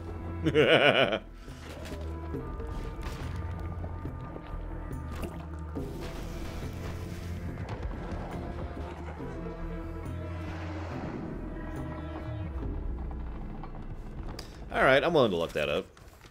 Looks interesting on concept, if nothing else. No release date, though. Our next title is one that's very near and dear to my heart, as it is the spiritual successor to one of my favorite childhood games, Theme Hospital. Joining me to talk about it are the two founders of 2 Point Studios to talk about 2 Point Hospital. Join me in welcoming Dr. Webley and Dr. Carr. Yeah, I'm interested in this. I really am. I might get this just for myself, especially if it comes out on the Switch. Great suits. I mean, I gotta ask, as two fully trained medical professionals, how does one run a hospital in Two Point Hospital? Whoa, what's going on with the mic? What's going on with the mic? Wait, oh my gosh, is the stethoscope eliminating your microphone? Oh, you know what? We do this every year. Come here, talk to me. Okay. How do we run a hospital? So Two Point Hospital is a game about designing... And that's why Day 9 is awesome. Your own hospital. It's Yeah. Talk directly at my tie. Yeah, this is, you said That's why Day 9 is awesome, because he just knew and slid right in. Just look straight at the ground.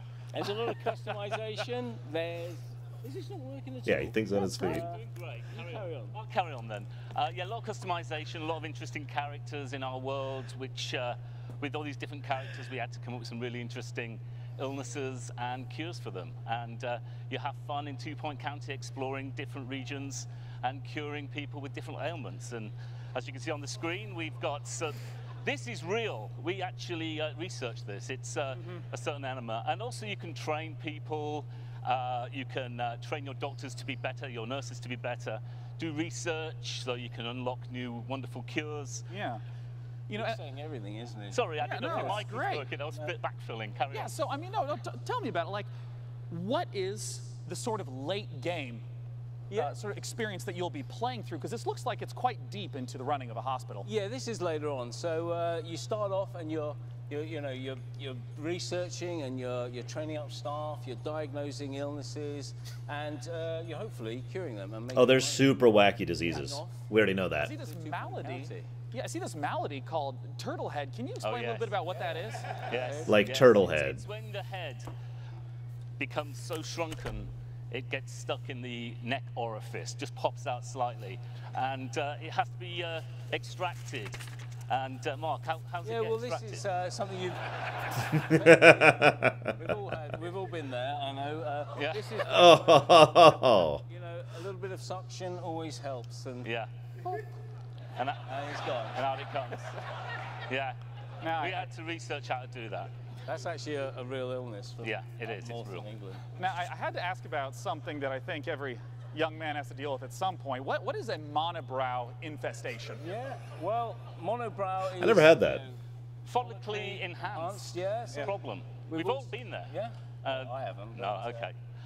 But yeah, it needs to be diagnosed and cured pretty quickly. If it doesn't, it'll fester, and you might shed a bit of hair. And in fact, it will actually leave the body, and it needs to be got rid of before the health inspectors arrive. It looks like the monobrows are multiplying in the hospital. They breed they're big breeders. The yeah, monobrows. they like monobeasts. they like dirty places. Disgusting. So you've got to keep your hospital clean and well maintained. Yeah. Otherwise, they're going to breed, and you'll have a trouble. I want to ask about sort of how the game evolves over time, because Theme Hospital was very mission-based. How does the experience of running a hospital change as the game goes on? Yeah, so once you've started your first hospital, it's a pretty simple affair, and then you move on through Two Point County. There's different regions. There's a cold region. There's warm regions with contagious diseases. And, there's poor regions, there's rich regions. Oh, there's the regions. Yeah. So we've got... Oh, must buy. We've got all sorts of wonderful, weird effects can happen in different parts of the world. So you might struggle to manage your hospital empire because a volcano went off nearby. Yeah, it's about spinning plates, isn't it? You've got everything set up nicely, and then... something happens. Thrown at you. So. Well, I'd love to know more information about when Two Point Hospital is coming out. Well, we're coming out fall. And you can check us out by going onto our Steam page and hopefully wish listing. And yeah, we're coming later in the year. We're told. No. Well, I'm personally, again, really looking forward to it coming out. Thanks so much for joining me, Doctor and Doctor. Thank you. Talk about Two Point Hospital. No, that's a challenge mode, Braglin. It's like a single character challenge. Now, our second Battle Royale game of the afternoon takes a Fantasy RPG-esque bent, and you may have even seen it getting streamed on Twitch in the previous week. Let's take a look at Hi-Rez's Realm Royale. Oh, I've heard of this. I've actually heard this isn't a bad take on it. I just don't care. Ugh, I gotta move again.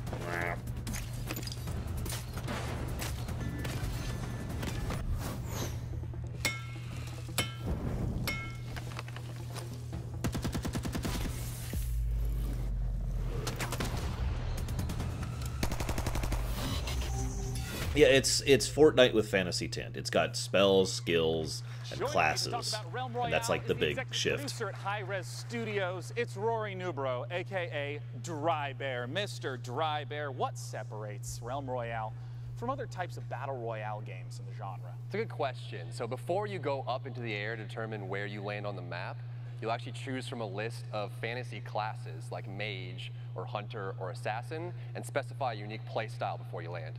How do these different classes work? So the engineer will be more about bunkering down, putting up shields, putting down turrets. The assassin will get behind the lines using stealth, use a sniper rifle to take out targets, and the warrior will just jump in there throwing axes and being crazy. And, you know, in some of the streams that I've watched, it also seemed Superhero like landing. there were abilities, not just the loot and find stuff. Can you talk to me about how the ability mechanics work? Once you choose a class, it'll come with a set of abilities, and you'll actually be upgrading these during the match, but it specifies your play style. And so as you're looting, abilities as well as armor and weapons will come out of the chest. Okay. You'll start equipping that and determining the play style you want, and so you can just really specify.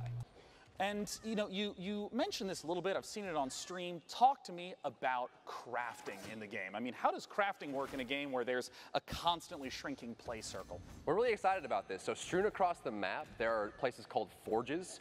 And so once you go to the forge, you'll collect shards from disenchanting loot you find as you're going about. And you'll use these shards to start crafting legendary gear, very powerful pieces that everyone will want. Yeah. Once you start the forge, a smokestack will appear above the forge, and everyone comes over to fight. Like a mini objective, even. Big team fight.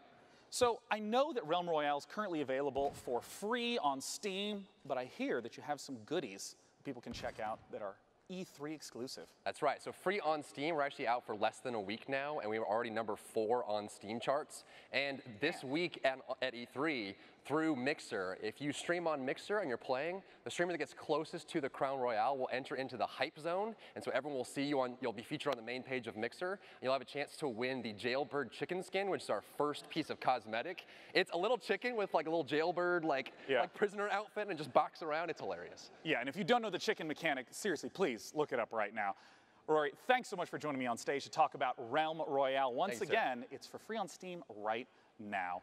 Our next game is one that was shown at last year's PC Gaming Show, and Frankie has some updates of what they've been up to. Yes, Sean, as you may remember, our next game is made by a core team of just 2 people. It's called Ooblets, and it's a farming and creature collecting indie inspired by Pokemon, Harvest Moon, and Animal Crossing. This fresh trailer features a first look at their unique combat system, along with plenty of cute ooblets and environments. Let's take a gander. Am I the only one who keeps thinking oubliettes when I hear that word? I know it's not what they mean, it's just... I'm not evil.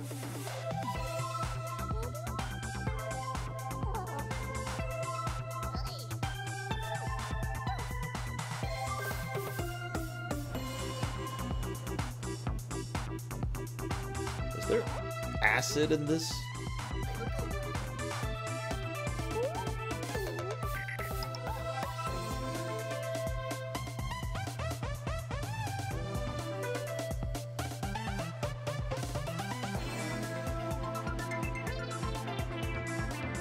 You can see how it feels inspired by Pokemon.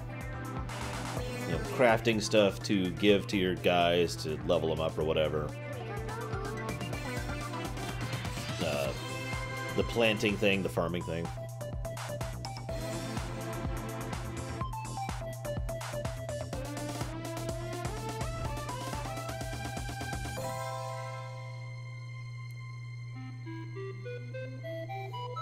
Oubliettes. PC and Expo. Now, it wouldn't be a PC gaming show without a dash of strategy, which is why I'm delighted that we get the chance to share with you the next in the Anno games. Let's take a look at Anno. That's how you're supposed to pronounce it? God, I've been saying Anyo for forever. Or Anyo. Okay, what do you got?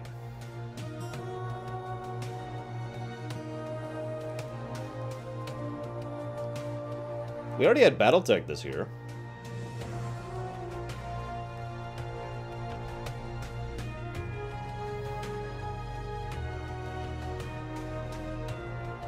I mean, yeah, Anno is like RTS City Builder. I actually always wanted to get more into this series than I could. Something about it just didn't quite work with me. You know? And I played the hell out of the 1800s, yeah. I played the hell out of the 2023 one or whatever. Joining me on the stage to talk about it is the executive producer, Burkhard Rattheiser, and community developer, Bastian Thun.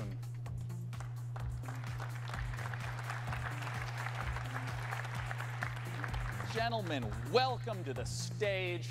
I want to begin right away by asking, you know, for people who haven't seen or experienced the Anno series, what are these types of games like? Yeah, well, Anno 1800 is a PC only real-time strategy game, and it's kind of mixing. Whoops, and I didn't prepare anything to say at this conference, so naval warfare. And at its core, it's a sandbox game, so you have a free, vast amount of For those of you who don't know this series, let me just explain it very simply. SimCity RTS. And build huge cities. And I wonder if you could talk to me a little bit about why the choice of the 19th century for this game. Well, the 19th century, it's such an interesting and rich era. There was so much but less fun in this era. So we had two industrial revolutions.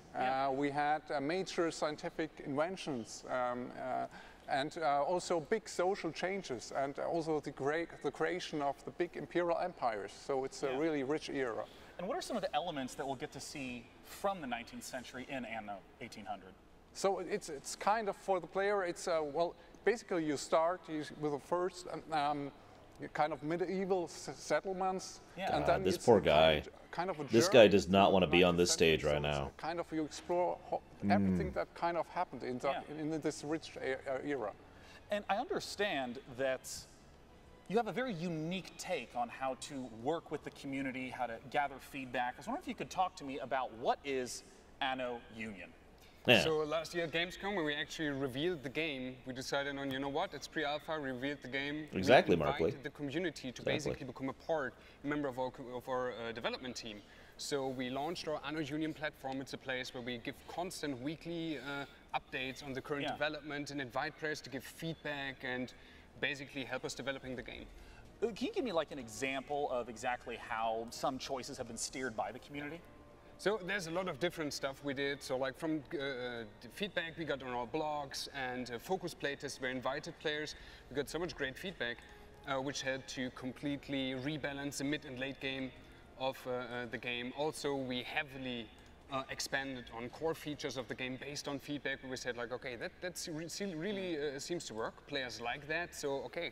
Let's do it, like improve the quality a little bit even more. Yeah. But they can also vote on actual game content. So we had a big vote for an AI opponent in the game, for a community creation contest where they could create their own island and stuff like this. And I understand that some of this footage that you're sharing right now is pieces that people can go to anno-union.com and vote on right now. Exactly. So right just in time for E3, you can go to anno-union.com, check out, we have a vote up where you can vote on one of 5 ships in the game. And that's only the first stage, because in the second stage, we will allow you to design your own ship variant. So the winner of that first vote, then you can hand in your own design nodes, drawings, 3D models, whatever you like. And the winner of that contest will actually make it into the game. Now, where is the website that people can go to again to get the most information right now? Yeah, just check out anno-union.com. That's basically our big community platform, and we want to invite especially strategy gamers, PC players out there to come help us developing the game, sharing feedback. Just check it out. Well, gentlemen, thank you for joining me on stage to talk about Anno 1800. Our next title is the final battle royale of the night, and Frankie is going to be talking about it, and it's a little bit, maybe not what you'd expect. Publisher tinyBuild is known for discovering distinctive indie developers and bringing their quirky ideas to the fore, with Cluster Truck, Speedrunners, and Hello Neighbor among their catalogue of hits. And now I'm delighted to be able to bring you the world-exclusive reveal of a game developed by Galvanic Games in cooperation with Explosion. Inspired by the Cyanide and Happiness webcomic, Rapture Rejects is Battle Royale as you've never seen one before, ladies and gentlemen, believe it or not. Top-down, isometric, cartoony, and basically bonkers. Let's take a look at what happens when the man upstairs makes an epic fail and only beams up the bad people. Introducing Rapture Rejects. Exclusive. Night Vigilant.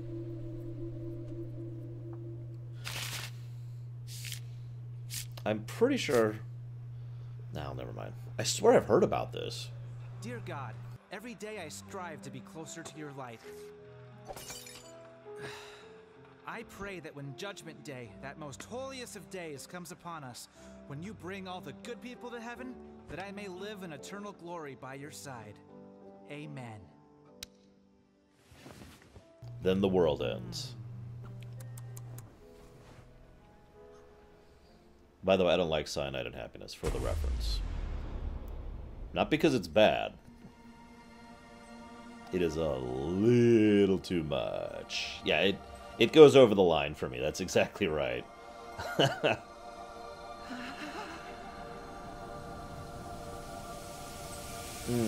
That's true, Illyria. That might be what I'm thinking of. Huh? Little help. There you go. Thanks, brah. Have fun! Yeah, no.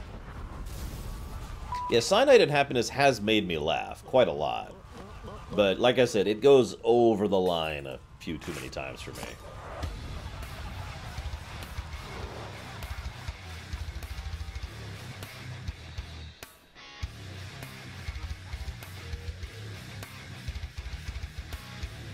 Well, I am secretly a robot, Terra. Harold! Get down here this instant! You didn't break the leaves! Smell you later, you old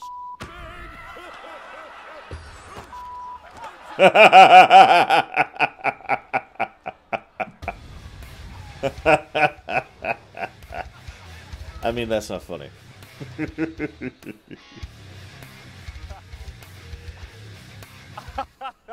I can't believe we got to show that trailer. That's so great. Our final game that we will be showcasing this evening is from perhaps the most famous stealth action franchise in gaming, the Hitman series. Let's take a look at a brand new trailer. Hitman 2. Hitman 2. What do you got? Sell me.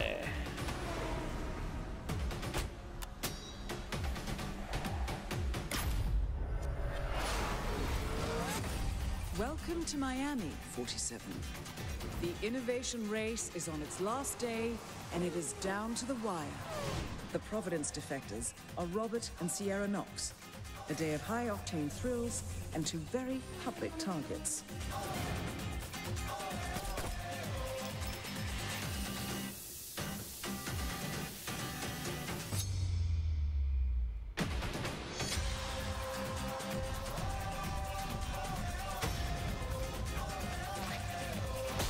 What? Was that a coconut?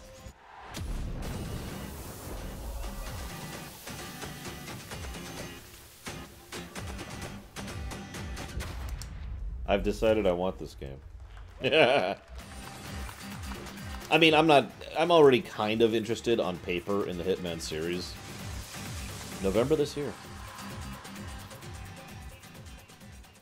Joining me to talk about Hitman 2 is game director from IO Interactive, Jacob Mickelson. Join me up here, Jacob. Come on out, we gotta talk. Assassination. Hey, Sean. I like options. Jacob, thanks for joining me. I like options. Right away. Especially in Tell me, Assassination. What is Agent 47 doing in Miami? Well, he's there to pay a visit to Sharon Robert Knox, who are part of the Kronstadt Empire. And yeah, we all know how that ends, right? Well, given that it's a Hitman game, I have some hints. And, you know, I always felt like in the Hitman games, the environment was so critical, trying to study and trying to understand it. What are some of the elements in Miami that will show up in Hitman 2? Yeah, well, absolutely. Miami is, I think it's one of the biggest events we've ever created in the game. And in Miami, we have, of course, the race as the centerpiece. Yeah. But being this super high-detailed sandbox, we also go to great lengths to actually create all the surrounding bits and pieces, like you have here, backstage area. Of course, we also have that in Miami. So pits and paddocks, there's an emergency room, and so on. So all the facilities needed in order for you to kind of make your own way through the mission and take advantage of the locations and all the different disguises and items you stumble upon as you move in closer to your targets. And in terms of the mechanics, I know that there's going to be a lot of the familiar feels, but what are some of the brand new mechanics that are in Hitman? Yeah, some of the new stuff is, for instance, the crowds we saw here in Miami. First of all, there's more than ever. Yeah, huge. We're close to 2,000 people now in the scenes. And on top of that, we also introduced a new crowd mechanic where you can dip into the crowd if you get in trouble. So as long as they are it's not Assassin's Creed. fleeing or running away, then they're there for you to hide in, so in case you get chased by guards. Another new thing is the picture-in-picture mechanic where you get information about what's going on other places in the level. So if you're setting up traps and stuff like that, you can kind of keep track of where the important characters are. And last but not least, we have the fan favorite, which is the sniper briefcase is back. But this time it's not only for sniper rifles, it's also for all the other things you want to carry around kind of without causing too much attention to yourself. And I want to ask about some of the weapons and the disguises that have been showing up throughout these trailers. Yeah, we go to great lengths. I think the theme of this showing is going to be the fish. It's really it's a studio favorite. We're having a lot of laughs at that, right? And then of course you just saw that the kitchen as a frying pan. So we all know the kitchen is the most dangerous room in your house, right? Yeah, so, yeah, of course. Also counts in Hitman. And I want to ask about some of my favorite content from Hitman, things like elusive targets, limited time events. Will those be making a comeback? Absolutely. So there's still going to be escalations for you to kind of challenge the game in many different ways. There's going to be challenge packs, again, new challenge for you. And then, of course, the elusive targets that pop up for a short period of time only. And you have one shot at this or, go bust. As my final question, the expected question, when does Hitman 2 come out? Hitman 2 comes out November 13, and if you pre-order right now, you also get access to a new game mode called Sniper Assassin, where you get to play as Agent 47, and also, for the first time in the franchise, you can play along with a friend in the co-op mode. Well, Jacob, thank you so much for coming out. I'm super looking forward to Hitman 2. Okay, thank you. I might be the worst Hitman ever, but I try hard. Now, Jacob, I'm going to thank you. Thank you. And I'm going to escort you off to the right. So you're going to rush off this way, because coming in from the left, for the first time ever, vaguely nearby me, it's the co-host, Frankie. Come here, Frankie. They let me come down from the balcony for good behavior. Excellent. Well, Frankie, we did it. The did. PC Gaming Show is done. Thank you so much for joining us to host this year. Thank you. Thanks for having me, guys. Thanks for all of you who came out to the Wiltern and joined us today. It was a blast. Thanks to Twitch chat. I know that everything you said was appropriate and intelligently thought out. And of course, this year we're curating even more great PC games from the Facebook booth in E3 South Hall. Last, and of course not least, a huge thank you to all our wonderful sponsors who let the PC Gaming Show come back for a 4th straight year. They are Hi-Res Studios, Digital Extremes, Archangel Hellfire, Team 17, Stardock Entertainment, Acer, Predator, Improbable, Oculus Rift, Drake's Cakes, Tripwire, Frontier Developments, and Square Enix. We hope you have a wonderful E3 and go play some damn video games. Cheers. Thank you. Bye.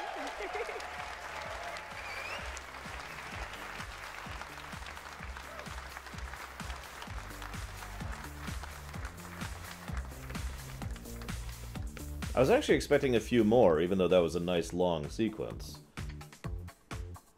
And a good conference. A little bit low-key, but it was a variety conference, right? There wasn't a big game, it was just, here's a whole lot of games. And I'm with that, that's kind of what I think they should do with that.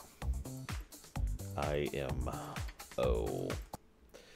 want to answer Kid Viper's question, which I was not ignoring. I was just thinking about it, and I didn't want to talk over the end. Kid Viper asked, what do I think about game design that focuses on breadth rather than length? In other words, a shorter game with considerably larger amount of options, and that usually involves more replay value. Yes! Yes! Yes! Go buy Bloodstained. Curse of Doom. Right now. Do it. Go. Go buy the game. No, I'm hugely in favor of that form of game design. That's just my opinion, of course. But I'm a weirdo. Yeah, I was just saying, I've played Chrono Trigger. I know what that kind of game design is like. It's awesome. Any questions? Javin, you know you can buy that on the Switch, right? Just saying. totally buy that on the Switch. It could be yours. I already have, actually. No joke. I have actually already bought that game. It's technically a first time. The first copy I was playing was the copy I got for being a Kickstarter backer of Bloodstained. So I actually went out and purchased the...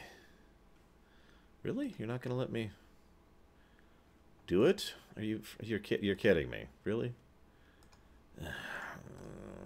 Fine. Let's do...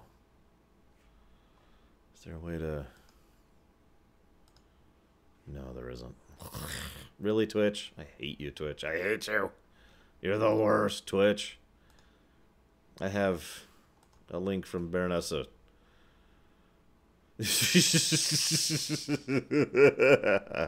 I can't share that. Hang on. Where's my things? There we go. Close this out. Move this over here. Top 5 games of this conference. Give me 1 second. I want to make sure I'm ready to go this time. Boop. Nope, wrong one. Is it this one? There we go. So we've got the Sony conference ready to go. Oh, I'm so tired. So let's do a little bit of a roundup here really quick now that we're done with that. Top 5 games. So first of all, the Shark game, which I didn't write the name. Oh, no, I did. Maneater. It's right there. Maneater, Star Control 3, Satisfactory, Jurassic World, whatever it's called, and Noita, and 2 Point Hospital. So that's 1, 2, 3, 4, 5. That's 6 games. There's my top 6 games for the conference. All of those are games I have an interest in and would probably buy independent of the show. So, woo, that's awesome. I already commented on the sanity meter thing. I don't have anything else new to add to that. I do... Yeah. Oh my gosh, I like the cosmetics, the aesthetics of several of the games they showcased. The Bravery Network game, or the not quite rendered game. Good stuff, good stuff. I like it. I also... So I mentioned Hitman 2. That's kind of fresh in my mind. Hitman is always... I want to talk about Hitman, I want to talk about Anno, because both of them are games that on paper sound like they're just my thing, right? Like super stealthed, tightly focused, multiple paths to victory, make your way through, get target, optional objectives, you know, however you want to do it. That sounds awesome. It's pretty much everything I like about Dishonored, for example. Or Dishonored 2, more accurately. And then we've got, on Anno, you know, it's SimCity with RTS elements. I build up my city and then I go to war. I've played the Caesar series, right? And for some reason, neither franchise has ever quite clicked with me, and I'm not sure why. Not 100%. By the way, good night, Dream Whisperer, and good night, Lycon. I'm not really sure why neither has ever really clicked with me. I don't think I'm going to really poke at this Anno game, but I am at least tempted to make another attempt, I should say, at trying to get into the Hitman series. I don't know if I'll try it with Hitman 2 or the Hitman that just came out 2 years ago. I don't know. It's something I've been wanting to do for a while. Shrug? I don't have anything else. I was, if nothing else, I suppose that I like the concept. Maybe there's just something wrong with me. I got nothing. You know? Like, I have actually only played 2 Hitman games. One for Rumination and one, you know, a few years ago. And I don't remember which one was which. I gotta be 100% honest. I don't remember the titles. I gotta say, the highlight of the conference, really quick, just off the top of my head, was the 2 Point Hospital. Not just because it's an awesome game I've been looking forward to in general, but because Day9 has been doing this for so long that just so smoothly and effortlessly, he's like, come over here and talk into my tie. That was great. That was so great. Oh, that was awesome. That was day 9 at his day 9iest. Yeah, that man has been on camera a lot. No, I have not, Legend Z Dude. I am aware of it, but I've never actually played it. Oh yeah, and Cyanide and Happiness as a game. Probably one of the first games I've seen that's trying to do something new with the Battle Royale format. I've actually talked before about how I feel the Battle Royale format is an interesting idea as a baseline, right? You know, like as a genre. And then you need to do something with it in order to make it different than just, you know, in other words, one of the things that has been my personal biggest grievance with Battle Royale games is that they're just Battle Royale games, you know? That they didn't do anything with it. I prefer it. I prefer games that do something with it, you know? And I'm hoping that this is our first game in a trend of that type. Because I personally think there are lots of different types of genres or gameplay styles or storytelling styles or techniques or map modes or cooperative modes or fully team modes or whatever that you can do with Battle Royale, which they are not doing. But then again, this isn't anything new, is it?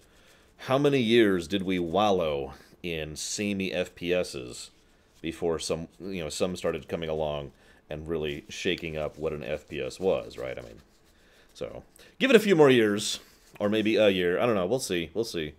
Maybe we'll start to see some new stuff. I think that's all I've got.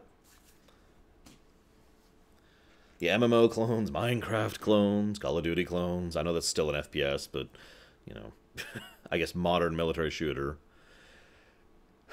How many GTA clones? You remember that, right? One of the GTA clones became its own thing, Saints Row. Anywho. Oh yeah, MOBAs. That was a thing for a brief period of time there. I'm going to go ahead and chop off the local recording.